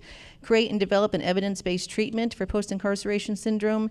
to offer at the Pawnee Nation Behavioral Health Facility in conjunction with the diversion program, develop youth prevention training and youth events that use Pawnee culture at the forefront of prevention, create and develop a Pawnee cultural treatment to be used at Pawnee Indian Health Service and the Behavioral Health Facility, create and develop a traveling multi-generational training program that addresses opioid prevention, suicide, and self-harm to be presented at schools, colleges, VOTEX, and community open forums. And then the last idea was hire and train court tribal advocates to work in conjunction with the diversion program and the behavioral health opioid treatment. Our team came up with that idea because of Pawnee Nation College's new grant they have that is to do that, is to actually certify court advocates. And so that's trying to use all of our resources around us. And so those are some of the offers that, some of the ideas we're bringing to Treasurer Chapman and Madam President so that they can hear more and then decide how they'd like to spend those funds. The next object that we're working on, project, is Pawnee Tribal Code Searchable Website Project. This has been a project for 1.5 years, and Councilwoman Kimball's going to be helping out with that as well. She's already done some of that. We have 3 parts to that. The first part that we've already done is the Governing Documents Committee. that Chad Smith and Cecilia Hawkins have worked to organize all of the codes. They've got that from the Governing Docs Committee. And what they did is they just formatted everything, made sure that everything looks the same. And is it also, is it the right code? Meaning that any division that had that code, they sent it to the directors and said, hey, look at this, make sure it's correct, make sure it's right, make sure that there's no issues or problems with it. Division directors and our Attorney General reviewed all that. And now the next step is then working with J.D. Young and to actually build the code and website, which now we're just working through that contract of renegotiating that contract. Our Attorney General Smith is working with J.D. Young to get that done, and that's pretty much done. Then the next step would be to have those codes then be go back to the Governing Docs Committee to be vetted. And that's just for them to say, you know what, we're gonna suggest that yes, you need to move on. PBC will have the ultimate say. They're gonna be looking over it. So PBC, I know Councilwoman Kimball has an idea of how she wants to do that, and I'll let you speak on that if you want to later on. And then the last part of that is once that's up and we actually have a searchable website, then we're gonna go back to our directors and say, okay, now that these are up, what are some codes that we have that now there's no processes for them? Meaning we do have some codes that are codes, but we have nothing that, there's no teeth to them. So for instance, we do have a stalking code, but there's no what happens if you do get charged with it. So things like that we need to add on to those codes. And then secondly, the second part of that is what codes need to be created that we don't have. And so that's going to be another 2-year project that we're going to be doing directly with our directors who work in social services, that ICW and then VAW, all of those services are going to be helping us do that. Infrastructure Task Force. The task force has been working on 3 main priorities this past quarter: water, energy, and emergency management. Pawnee Nation joined the Tribal Energy Consortium, that's TEC, and its member tribes are committed to providing with other organizations, private industry, and nonprofits interested in the growth of the sustainability of tribal energy. Being a member of this consortium allows access to increased tribal energy resources, tax breaks, and increased awareness from federal and corporate energy stakeholders to learn and stay connected with tribal communities, which creates an expanded opportunity for tribal resource development and self-determination. Tribal nations and tribal oil and gas members are from the following states: Oklahoma, Colorado, New Mexico, Arizona, North Dakota, California, and Wyoming. And one I wanted to add, this is free to add to join this coalition. And what comes with that is that they have their own energy experts, their own engineers actually work with the Department of Energy, and they work directly with corporations to tell them, hey, here's how tribal nations are different, and this is how you need to work with them. Because as you know, if you work with one tribe, you've worked with one tribe. We're all different, and all of our needs are different. So it's a really great coalition. And Vice President Kunuho was a big part of that, as well as Chris. They worked together with that. And the task force is working with the Pawnee Nation Utility Commission to expand our water utilities. The PBC approved additional 2024 funding for the Utility Commission, and the Pawnee Nation Health and Community Services will be working with the commission to help support this initiative. I'll provide further updates on the next quarterly report on that part of it. Our consultant, Amy Wilson, has been coordinating with the Infrastructure Task Force and writing a Public Works and Economic Adjustment Assistance Economic Development Administration grant for water and wastewater system engineering projects. That's a really long name, but it's a great grant that's going to give us funding to do the architecture of building a facility. And there's an opportunity of once that gets funded, if it does get funded, then they would also allow funding to actually build the facility and do everything. So it's a really great opportunity. These funds would be used to preliminary engineering. The next steps will be construction funds. We requested and have received letters of support from Pawnee Nation Mental Health LLC Board of Directors. We've received their letter of support. We've also received a letter of support from the Pawnee Indian Health Service. A letter of support was received from the Pawnee BIA, and 2 letters of support are pending. That's Pawnee Nation College and TDC. But I have spoken with Robert, and he's getting that letter, so we'll have a really great wraparound letter of support for that grant. And then we'll be going through the regular process of the planning and all of that. For approval. Other grants being researched and are written from the Infrastructure Task Force is Chilocco Solar Farm Project, REP Grant Geothermal Lease Discussion with BIA, BLM, Indian Energy Service Center, a Resilience Grant, a TDEC Grant, EPA Pollution Reduction Grant, and Emergency Management Grants. So they're doing a lot. And they've been really busy, and that's what's exciting. You know, last year there was a lot of planning, researching, and it's exciting. This fourth quarter, I think it was a good theme in all of the divisions. You could actually see now things are being done, so it's really exciting. Our Ag Division was approved fourth quarter. The Ag Division was approved and funded by the PBC. The Division of Agriculture will be located at 200 Morris Road, which is formerly known as the COVID building. Currently, positions are posted and interviews will be taken later this month. I included the cattle report on there so people can go on there and look at it for fourth quarter. Also, our 2024 comprehensive budget, we work closely with Treasurer Chapman and our directors in doing that, and we finalized the budget at the end of the year. I wanted to give a quick update about the tribal tag issue. I know I've had lots of questions from citizens, so I added that to the report. I know our PBC knows this, but I just wanted to share this with citizens. As a quick overview, due to Governor Stitt's interpretation of Indian land regarding tribal tags, Pawnee Nation is coordinating with a work group created by the United Indian Nations of Oklahoma, which we call UNO, to share the following information. An intertribal statement from all of the tribal leaders in Oklahoma, a work group of tribal lawyers, tribal PR firms, and tax managers has been formed to work on an intertribal statement to be approved and signed by tribal elected leaders with their signatures and approved by their councils to provide guidance and direction to tribal citizens. And then lastly, tribal nations, including Pawnee Nation, have shared a plan of action on social media that Seminole Nation shared to distribute on what to do if our tribal citizens are pulled over.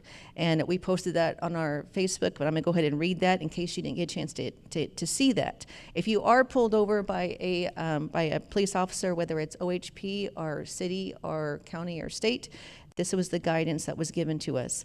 1, always carry your current tribal registration document and a copy of your valid insurance verification in your vehicle. 2, remain calm, do not be argumentative, and comply with requests for documentation. If they pull you over for speeding and they ask for documentation, then you will have to give it to them. However, they cannot pull you over and just ask about your tag. That's against the law. They can't do that. If they do that, ask for their name. Be calm. If they give you a ticket or a citation, then bring that to the nation and we'll help you work through that.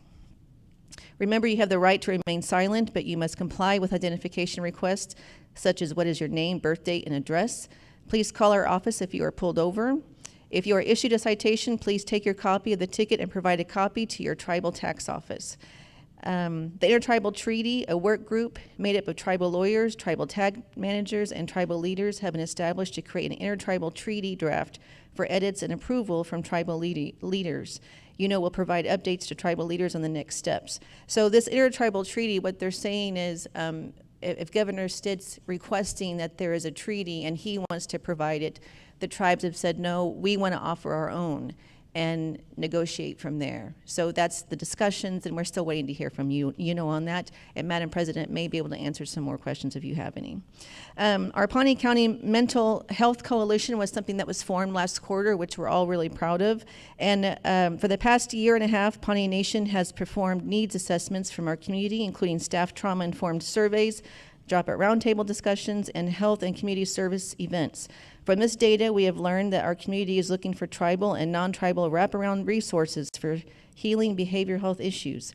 Therefore, the Pawnee Nation Division of Health and Community Services co-founded the Pawnee County Mental Health Coalition, which is made up of behavioral health services from Pawnee Nation, other tribal nations, the city of Pawnee, and Pawnee County. The coalition has monthly meetings at the Pawnee Community Building, which is the Tarot Building, if anybody locally is not aware of that, with each meeting on a behavioral health topic for healing, as well as information on treatment services. These coalition meetings have been packed every month with Pawnee and non-Pawnee citizens of all ages and genders. People share their testimony and visit with providers of wraparound treatment. Service providers share programs and services as well as contact information, and tribal, non-tribal citizens provide testimonies on their healing. And so it's been a really great meeting. The last one they had in December was on suicide, and we were really impressed that that room is full. And it's multi-generational. People get up and show their testimony. It's really great. And then they have tables full of pamphlets. I mean, you talk about resources. Everything's laid out of where you can get it, how you can get it. It's just a really great environment. So something that we're really happy about. Community Christmas Party. The annual Community Christmas Party by the PBC in the city of Pawnee was on December 5th with the theme of Whoville. Along with carnival games, the Christmas party provided 194 bikes, 187 board games, and 87 door prizes.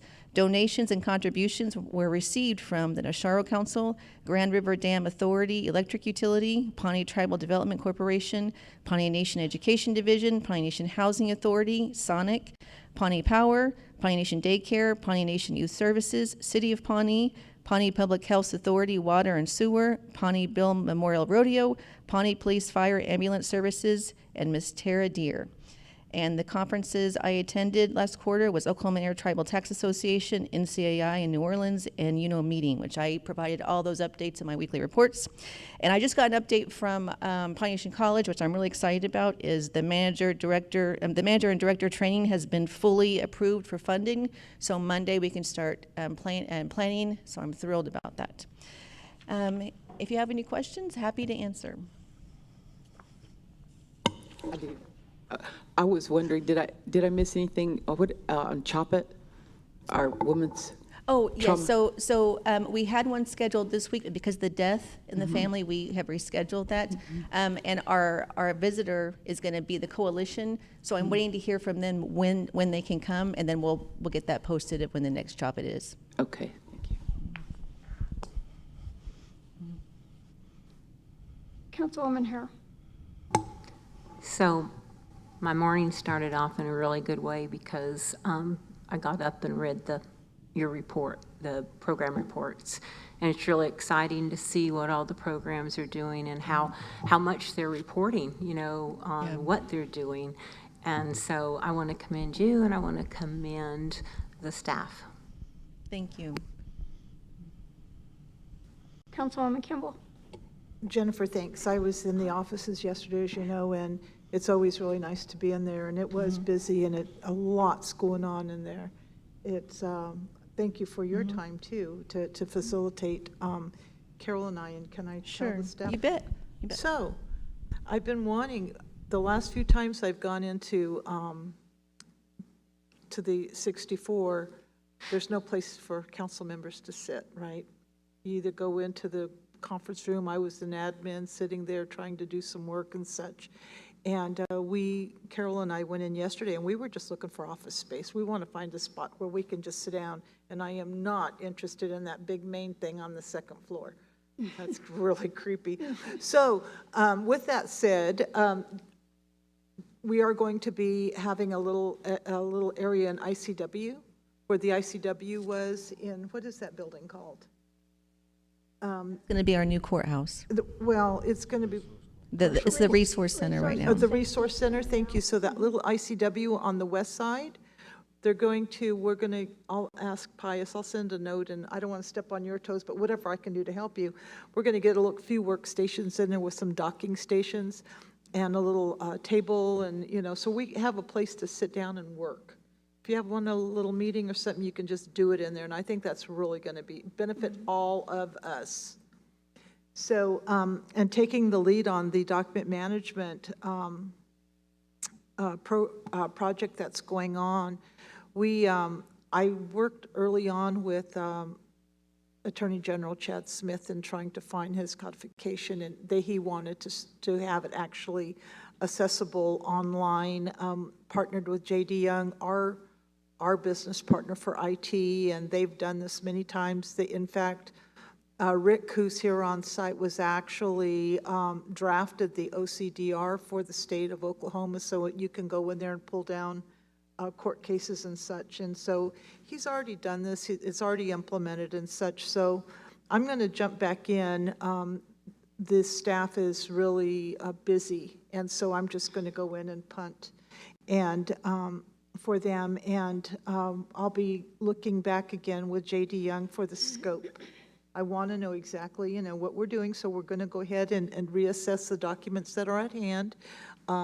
Some of those documents have been touched, if you will. They've been modified, so we want to ensure that the integrity of those documents haven't been compromised, of course. And then once that is done, we'll give it over to J.D. Young for the back-end work, for implementation, and then go live. Once that's done, I would like to really assess what other documents are available to be put out on that, and we'll just do it in phases, if you will. All of the policies and stuff that we have in place right now could actually be triggered. HR policy for, say, safety training that you're supposed to do annually. It will take the onus off the managers if we just have a little code in there that sends that message out to all the employees, hey, your safety training is due in 30 days. Read it and click here, and then it just accounts in, and voila, it's done, and nobody's got to track and sign and do all that crazy stuff. It'll all be electronically done. So I'm really looking forward to it. It'll be really, really good. We have A.G. Smith has graciously gifted all of council members and our executive staff these thumb drives, and it has all your documents on there. I encourage you all to try to read them. We will have some meetings scheduled, just some virtual meetings to make sure we'll just take it a piece at a time rather than try to do it all at once, and we'll just piecemeal it, and everybody will get on board and have some feedback sessions, and we'll just make it work so that we have something that we can be proud of. What else? Is that it? Yeah, so I'm really looking forward to it. I think that we can do automate a lot of things and kill some of the paper trail that we have currently. I know that that a lot of the stuff is being put up in the cloud now, so that's really, really good, and it will save us some space for all of that. And that's primarily the project that I'm gonna be starting on Monday. Thank you. And one thing to add on that is everything will be in the cloud except our law enforcement. So rangers and law enforcement. And the reason why they're not is because I'm learning as I go, is that any evidence they have must be housed in their own office. If it's not, then it's not permissible in court.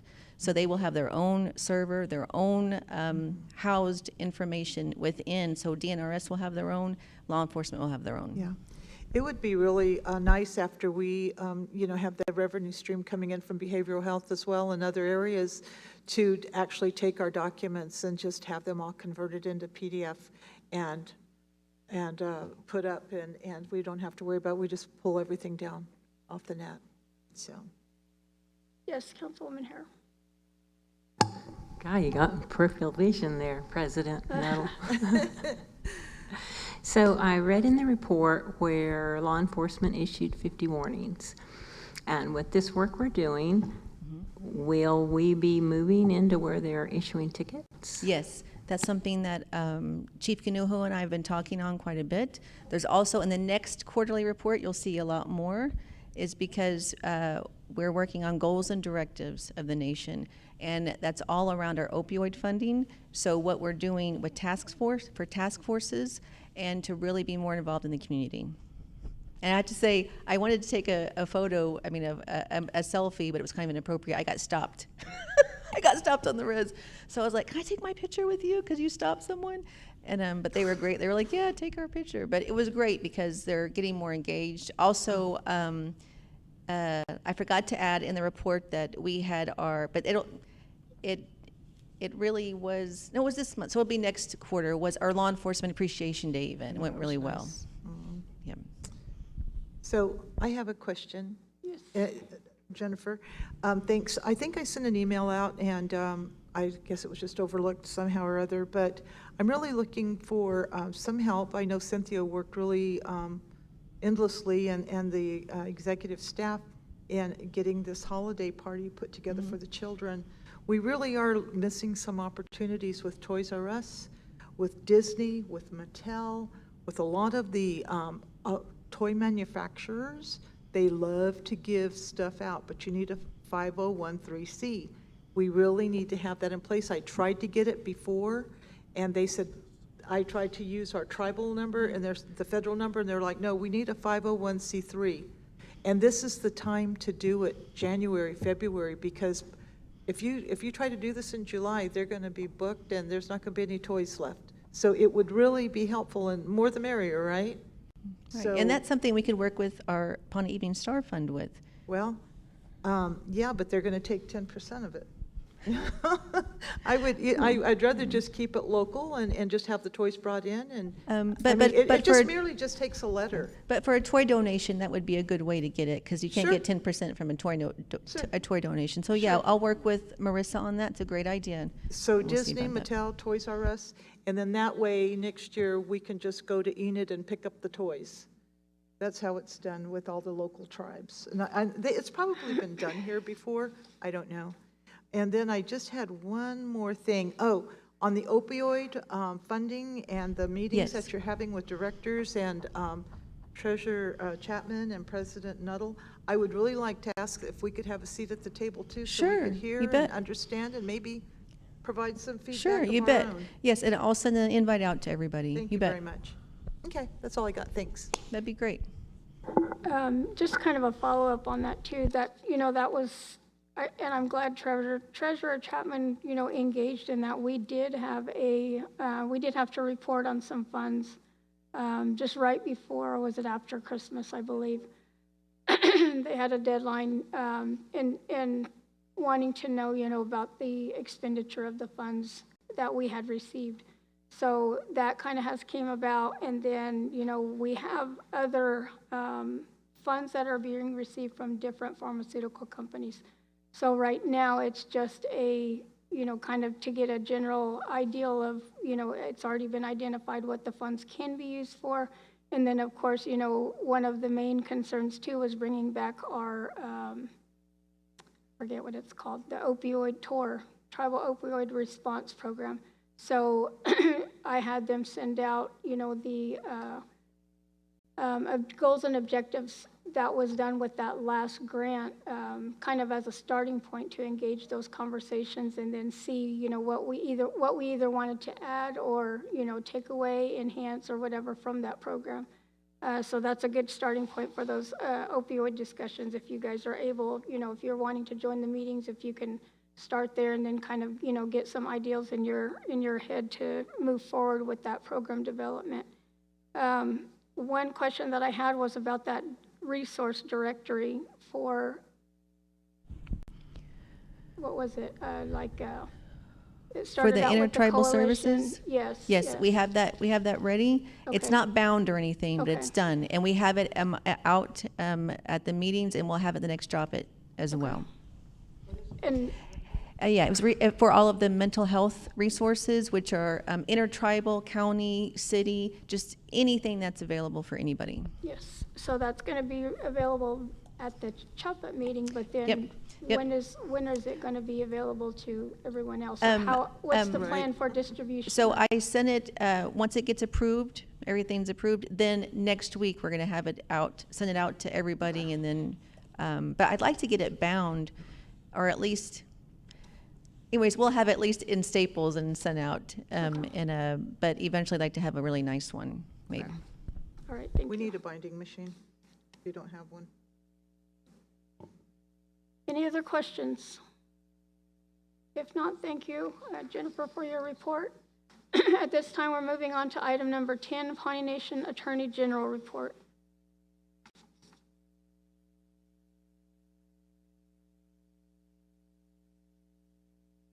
Good morning. Good morning. Good morning. Let me start in the fourth quarter of 2023. Our environmental efforts with Earth Justice and Pawnee Nation versus EPA. This is the midnight rider that limited the authority of the tribe for environmental programs. The case is filed in the 10th Circuit by Earth Justice. We've had ongoing discussions with the EPA. In fact, this last week we had a couple of conversations led on our side by Michael Friedman. We had this conversation with the EPA. We have a call scheduled on Monday with the leadership of the EPA. Basically, we're trying to get the EPA to impose consultation and cooperation requirements for environmental programs with the state. In the last 10 months, the EPA has been sort of slow walking the issue. After conversations in the last couple of weeks, they picked back up the issue, and I think with President Nuttall's push, they will understand clearly how serious we are about this issue. So hopefully that'll get off dead center. In the tribal court, we settled a case, Pawnee versus Mellenberger. It's a 2008 dispute about violation of a contract with a road engineering firm. We settled that case on terms satisfactory to the to the PBC, and I think the funds were received. I was contacted by Bacone College about picking up litigation over $80,000. I was contacted by the Pawnee Nation College about funds owed by Bacone in the amount of $80,000. That question's been pending over a couple of years. The board decided to go ahead with filing a lawsuit against Bacone, particularly because Bacone is on the verge of bankruptcy and a sheriff's sale. A judgment will allow us to get in line if there is a bankruptcy or try to collect some or all of that $80,000. Magellan abandoned pipeline, that case is still pending with the IBIA, and basically Magellan had a pipeline and came through the Pawnee Nation in certain restricted allotments that we would like them to remove. One of the issues that President Nuttall is providing assistance on is the force feed patent issue, and it's brought to head by the championship of Deborah Llewellyn. And basically, if we go back and remember, Rush Roberts was forced to take a trust allotment. It was a trust allotment. He was forced to take a feed patent, which made it subject to tax, and it was lost, but Ms. Llewellyn put back together that trust allotment and requested the VIA to set aside that force feed patent. Well, it's just not Deborah Llewellyn that is affected by this in the Rush Roberts allotment. It's hundreds of Pawnees and probably thousands of Indians across Oklahoma and across the country. The case has been pending with the IBIA for over 5 years. And the urgency of it is that the Pawnee assessors is going to sell the property for taxes If they would just like an order from the BIA that it's setting aside its force feed patent. However, the Bureau has been sitting on it. And since it involves a greater issue than just the wetlands, we've asked for consultation with the Assistant Secretary Brian Newland to have open conversations with the Pawnee Nation how to deal with the bigger policy issue. Liel Echo Hawk is reviewing a letter to the Interior to try to move that consultation along and hopefully help resolve the issue with the wetlands. It's a historic issue. We all know about the Killers of the Flower Moon, but the many allotments were taken and property oil and gas were taken from Pawnees, even though the same violence didn't occur with Pawnees as it did with the Osages. The same kind of backhanded scheme underlies these force feed patents. Further reviewed opioid litigation settlements and requested information for possible litigation and overcharging insulin. In terms of legislation, Jennifer's already told you about the culmination of the effort to gather and codify the 25 titles of Pawnee law. One bit of information still looking for is we found a code for registration of sex offenders. We don't have the resolution that authorized that for the authority section of that provision, but I'm sure that'll show up. But you do have those flash drives. I know we all can download stuff hither and yon, but I was hoping that a flash drive would make it easy for you to install it on your machine or have it available if you needed. Attorney General opinions, case law, the code, and those things that you might need to help in your deliberations. Reconnect, we provided legal advice for the final application. The effort for solar, internet, energy projects is pretty exciting. It's a lot of fun to work on them, but there is work there reviewing those documents.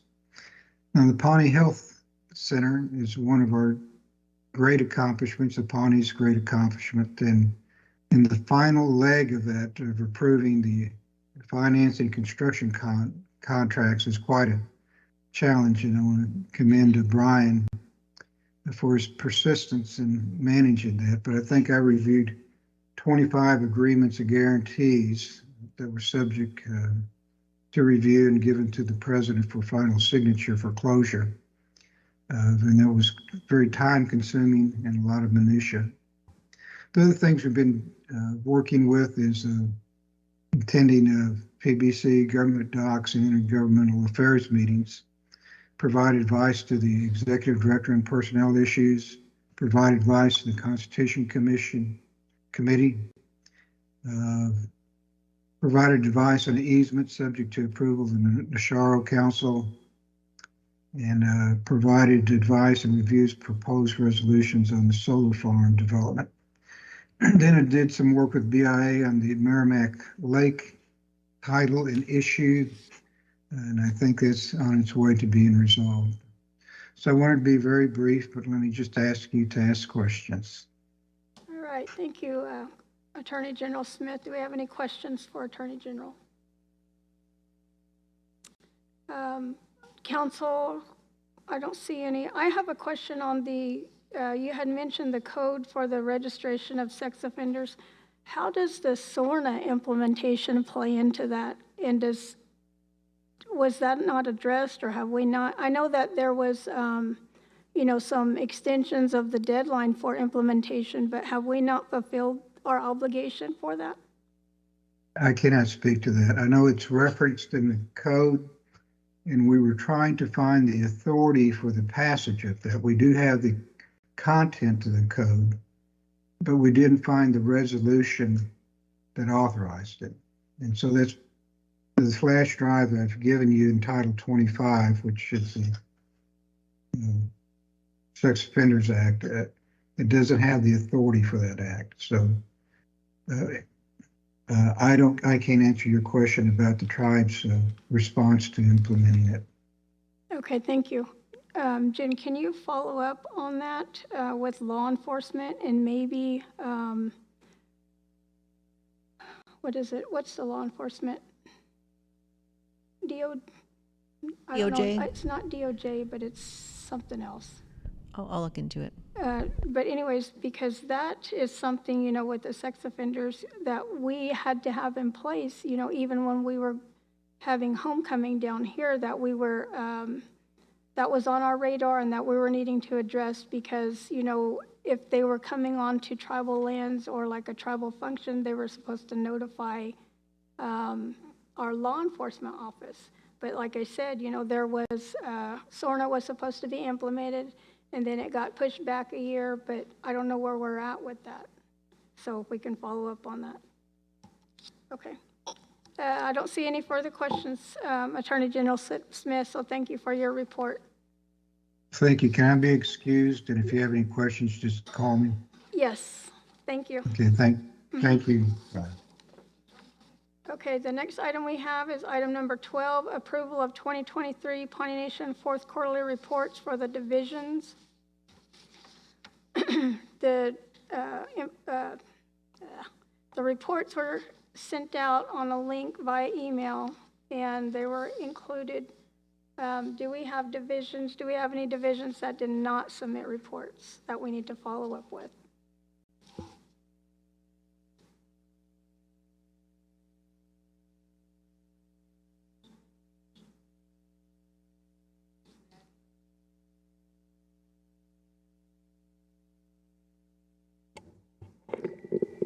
Communications, NAGPRA, Finance,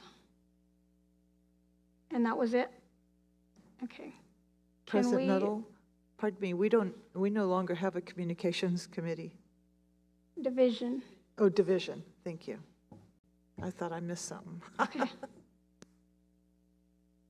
Can you make note of Yep. that and get with those programs and find out why we didn't get a report? Okay. Councilwoman Butler.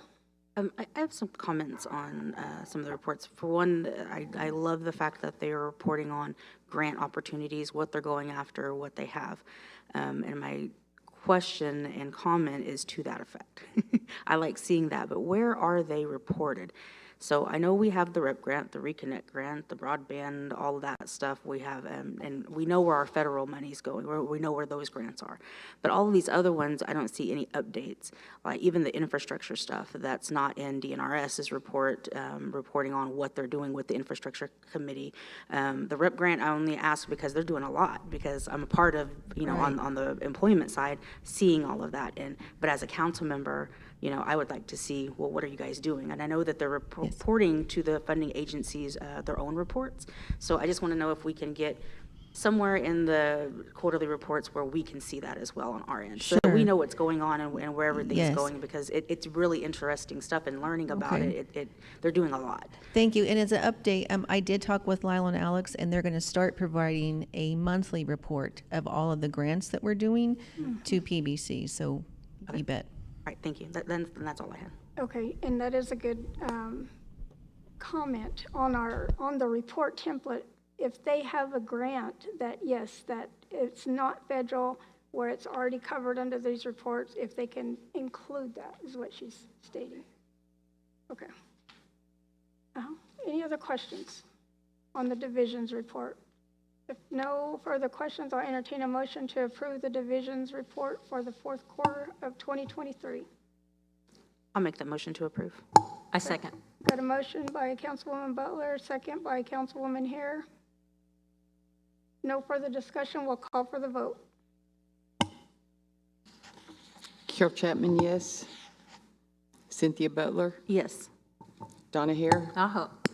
Gene Evans, Yes. Sammy Kimball. I just have one question. So the Yes. ones that we have gaps with, are we going to review them later? Yes. And then vote? Well, my request is for them to have that report so it can be reported out at this February 6th meeting, which is Perfect. Tuesday. Yes, They thank already you. had a deadline, so It's just a matter of submitting it on Monday. Yeah, I hate to complain, but Oh, no. this building is really difficult to hear people talk. I'm having real difficulty understanding and hearing what's going on. And it's not the mic, it's just, I think this ceiling is not helping at all. Well, and I think our speakers are faced that way. Because I Is that what- tend to lean this way because I can hear this speaker. Well, that's why I've got my face like way out and trying to hear. Okay. Call for the vote. Okay, call for the vote. Carol Chapman, yes. Cynthia Butler? We were already in the middle of the We vote. I already think we did were it. on I just Sammy. asked a question and Oh, then I voted yeah. yes. Okay. And then I I voted thought you wanted yes. it over again. Okay, okay, good. Sammy Kibble? Yeah, she voted. Yes. Yes, okay. Passes. Okay. Item number 13, approval of 2023 Pawnee Nation fourth quarterly report, committees, commissions, and boards. And then, Jamie, if we can again get a list of the committees, commissions, and boards that we did not receive a report from.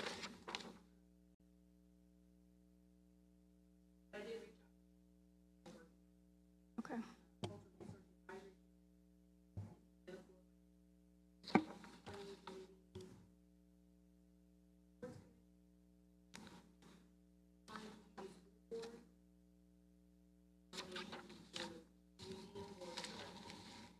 Wow.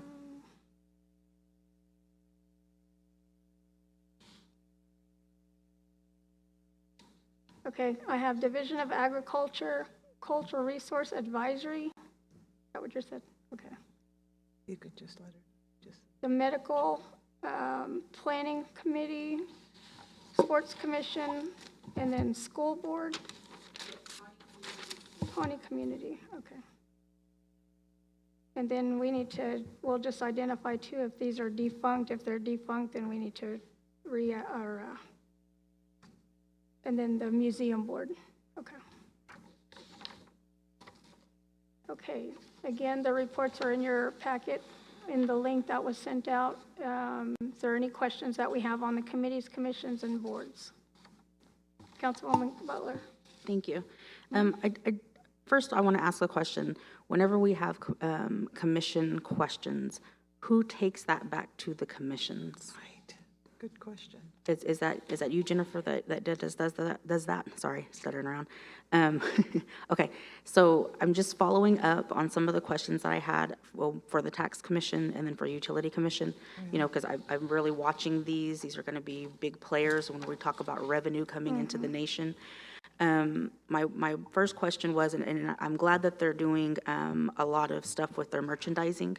I liked their report. They've got all kinds of things over there now.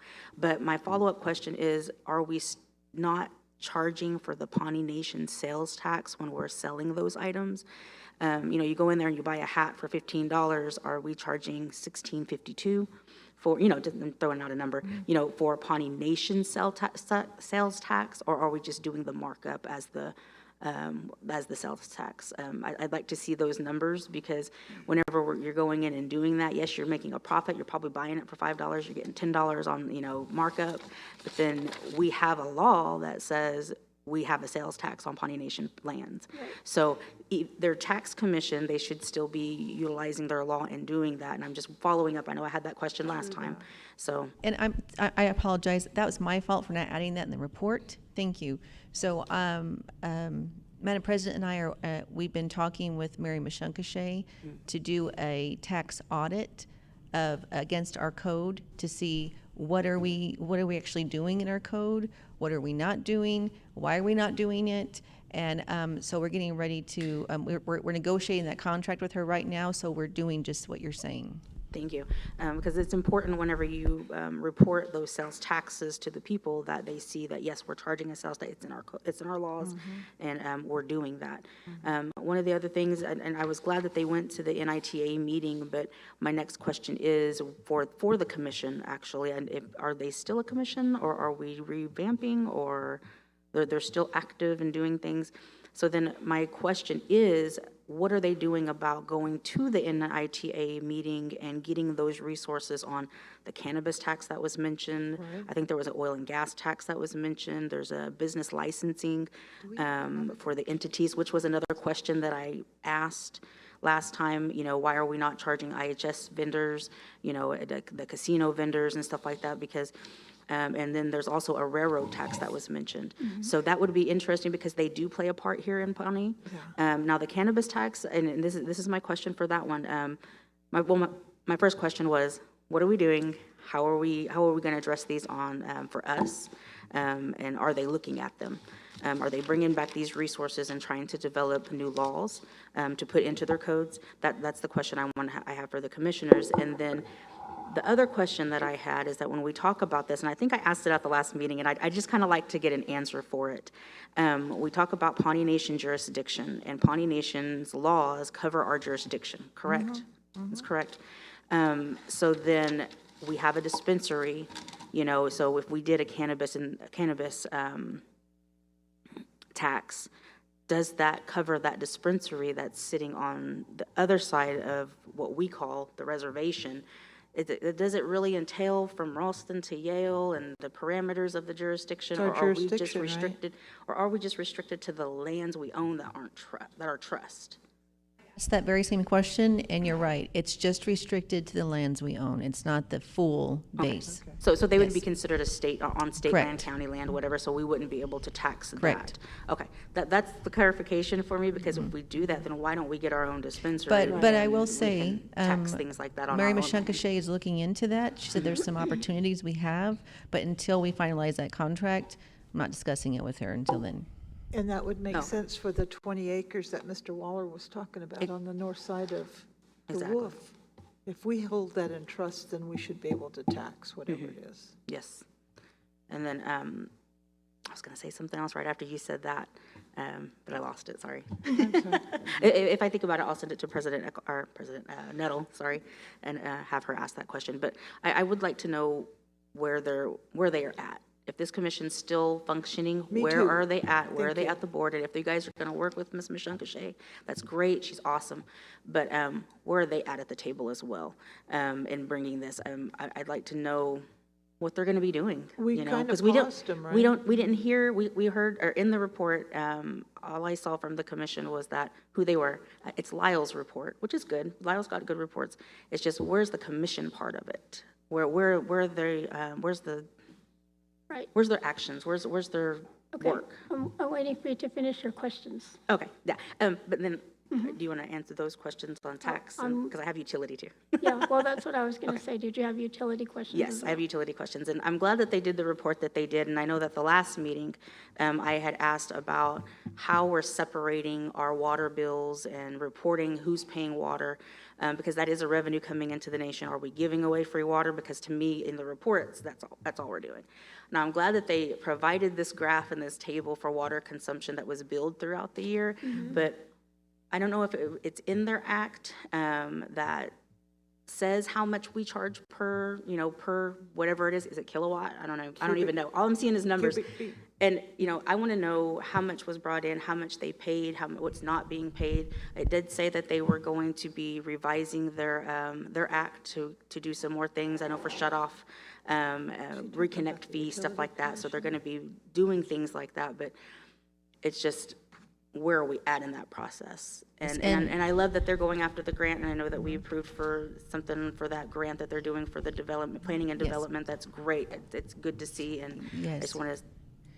Yes, and so to answer that real quick with the utility is, they have plans for the billing, but they're holding until they see if they get that grant, because then they give them the full template of everything, of third-party billing, how to do your first warning, second warning, cutoffs, turn back on, all of that. So that's what they're doing right now, is just building up their knowledge and making sure their codes are set, so that whenever they do receive that grant, okay, they're ready to go, hit the ground running.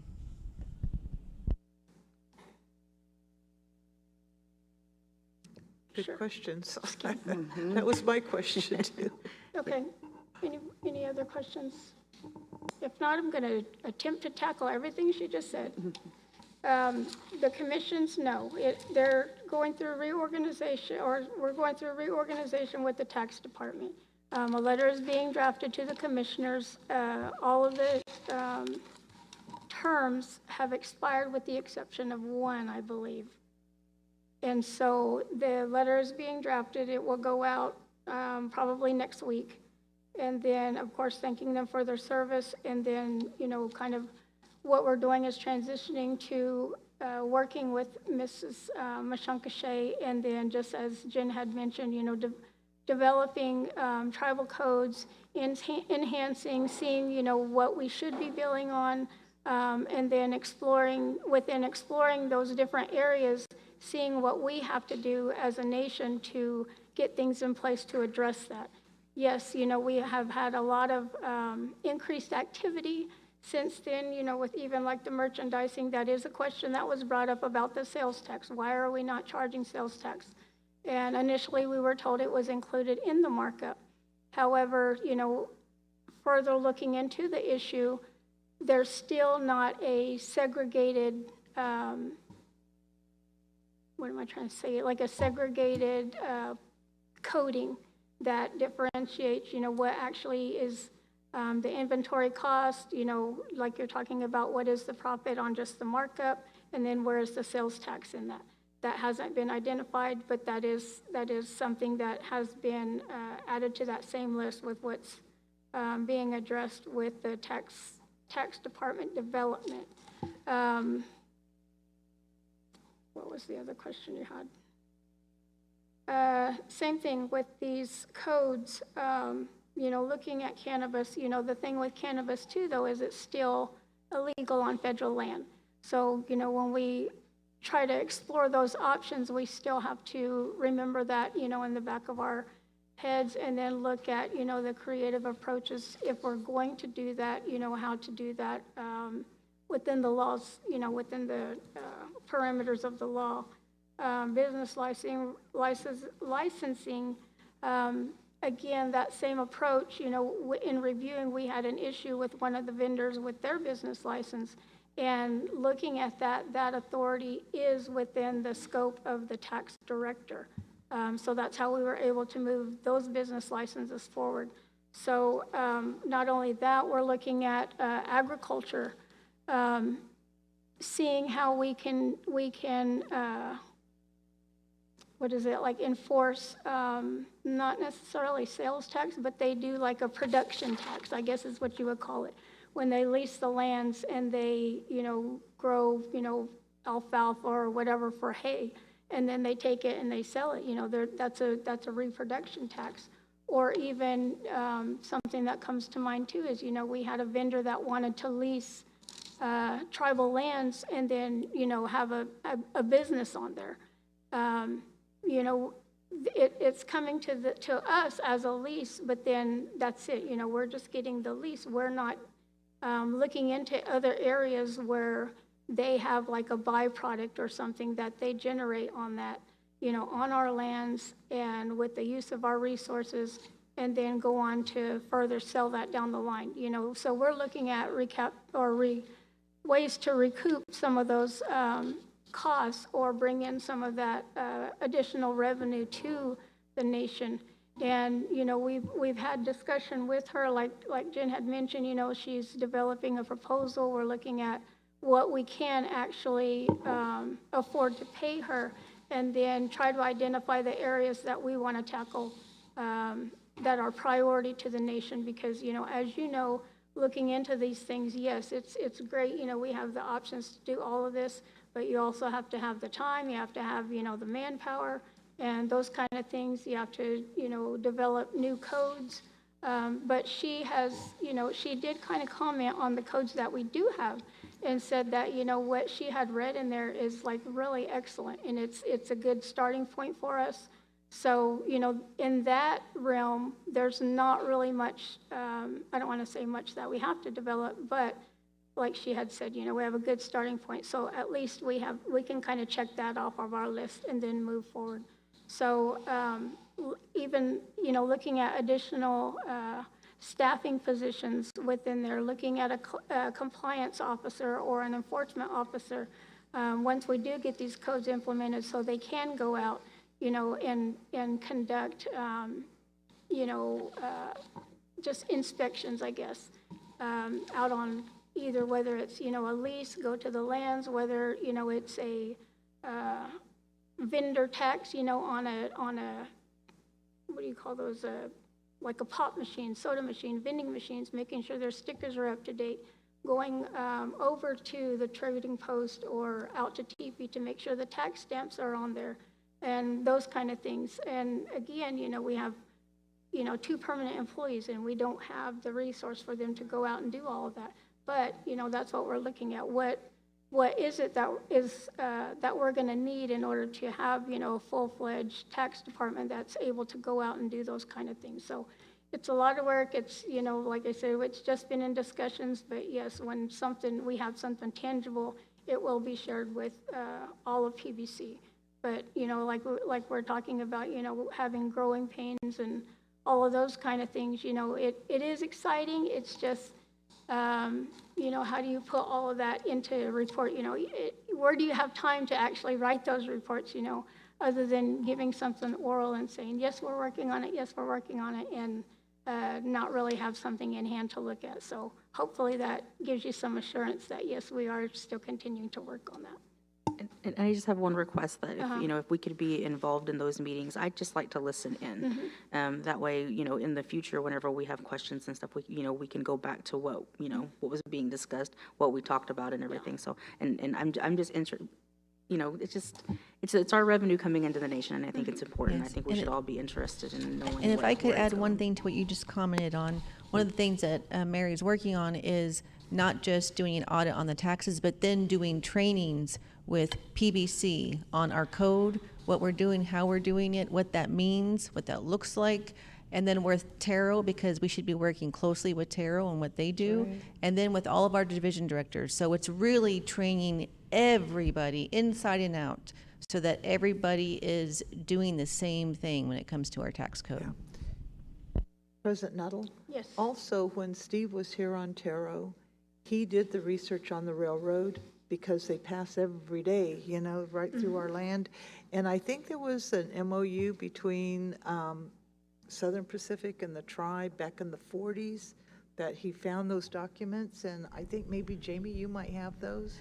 Actually, I have those. Do and you? so Okay. We're working with Chris because the railroad just hired a tribal intergovernmental officer, which really excited. She's Gati, so she came down to visit us. And so she's going to be working on updating that contract with us. And before, it was a lifetime contract. We told them that we didn't want that, and they said, great, let's sit down and let's renegotiate, which we're thrilled, because now we can start looking at creative ways of bringing in some more revenue.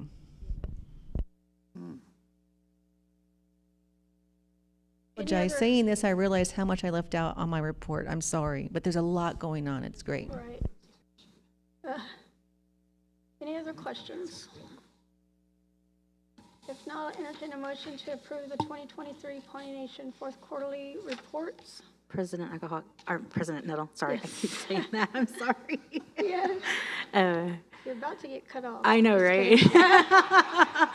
I would actually like to make a motion to table so that we can receive the other reports, because there are a lot more than what the divisions had, and I just think that we should be able to look at those before we can approve these. Okay.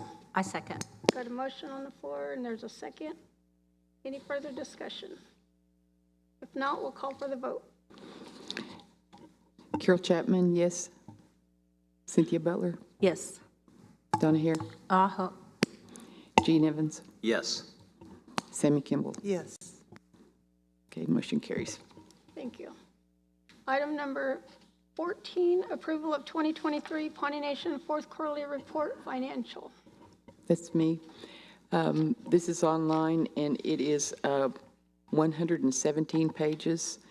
And we don't have James or Penny here to answer specific things, but we can pull it up if you have a question on any one section. But it is quite lengthy. Does anybody have Yes. questions on the Can we financial? flip to page 117? Oh, back. Oh, okay. Just kidding. I don't have a question, but I have a comment. It looked like the budgets were in good shape, and we didn't see any deficit spendings, and so, yeah, I want to commend everybody You on the know, budgets. I really want to commend the staff.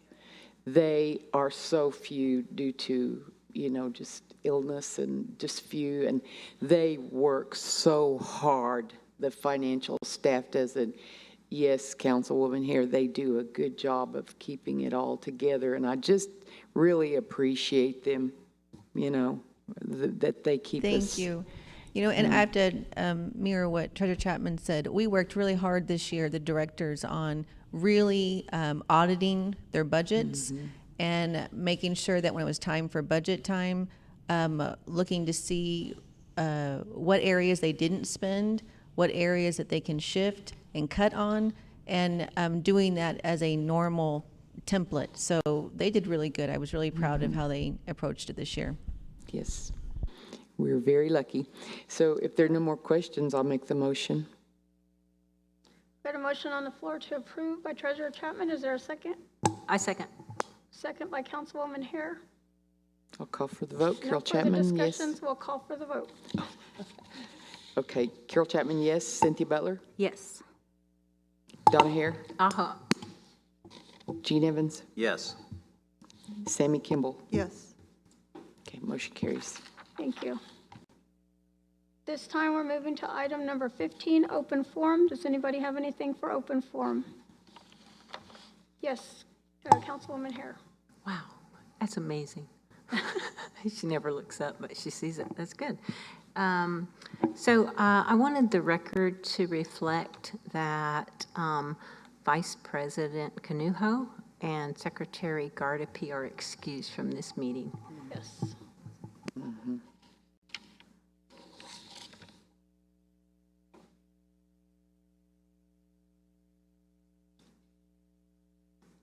Any other thing, anything else for open forum? President Nuttall, I just want to make an announcement on a date. Yes. On February the 19th, they're having the State of the City. And I know that I've been in contact with yourself and several others from the Pawnee Nation. The Chamber of Commerce is going to be hosting a chamber banquet and align with the State of the City this year.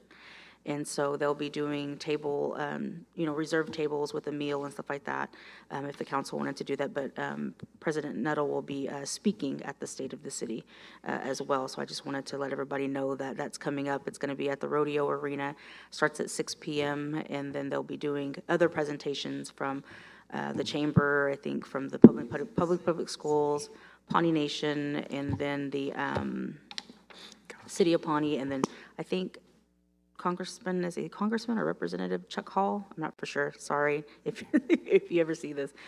Chuck Hall will be there, and then as well as Representative Ty Burns.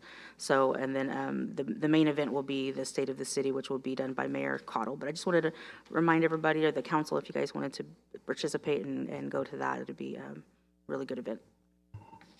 Yes, if you want to attend, please send Jen a RSVP so we can make arrangements to get tickets. Jamie. We did have an online question, and it asked, can the tribe sell cannabis at the Wolf or any tribal trust land location?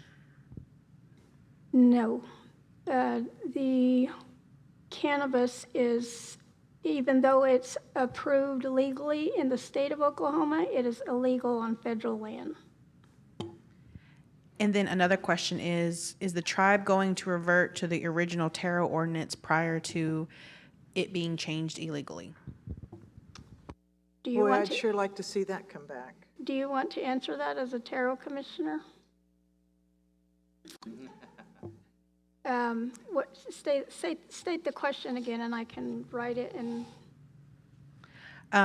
Is the tribe going to revert to the original Taro ordinance prior to it being changing illegally?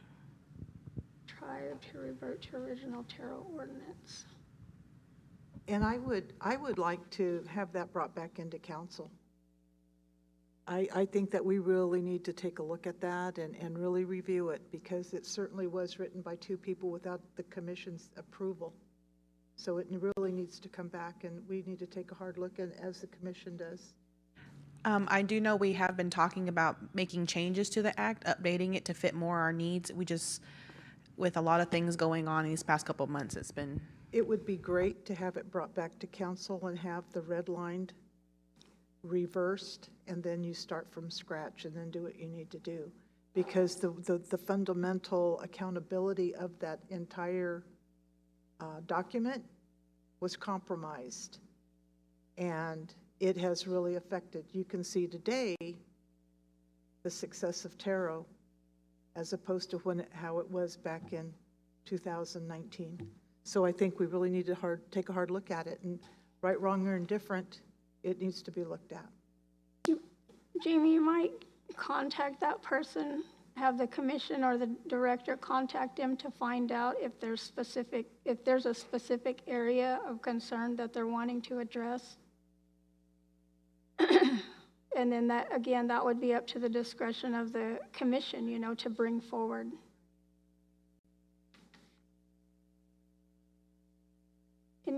Any other online comments? Okay. Hearing none, we're on item number 16, set the next meeting date. And in staying with the continued process of our first and third Tuesdays of the month, our next meeting date will be February the 6th at 5:30 p.m. Again, here at the Pawnee Nation Multipurpose Building. That takes us to item number 17, adjournment. I make a motion. I got a motion on the floor by Councilwoman Kimball I'll second. and second by Councilwoman Butler. All in favor, say aye. Any opposed? Hearing none, we'll adjourn at 11:49 a.m. And Madam President,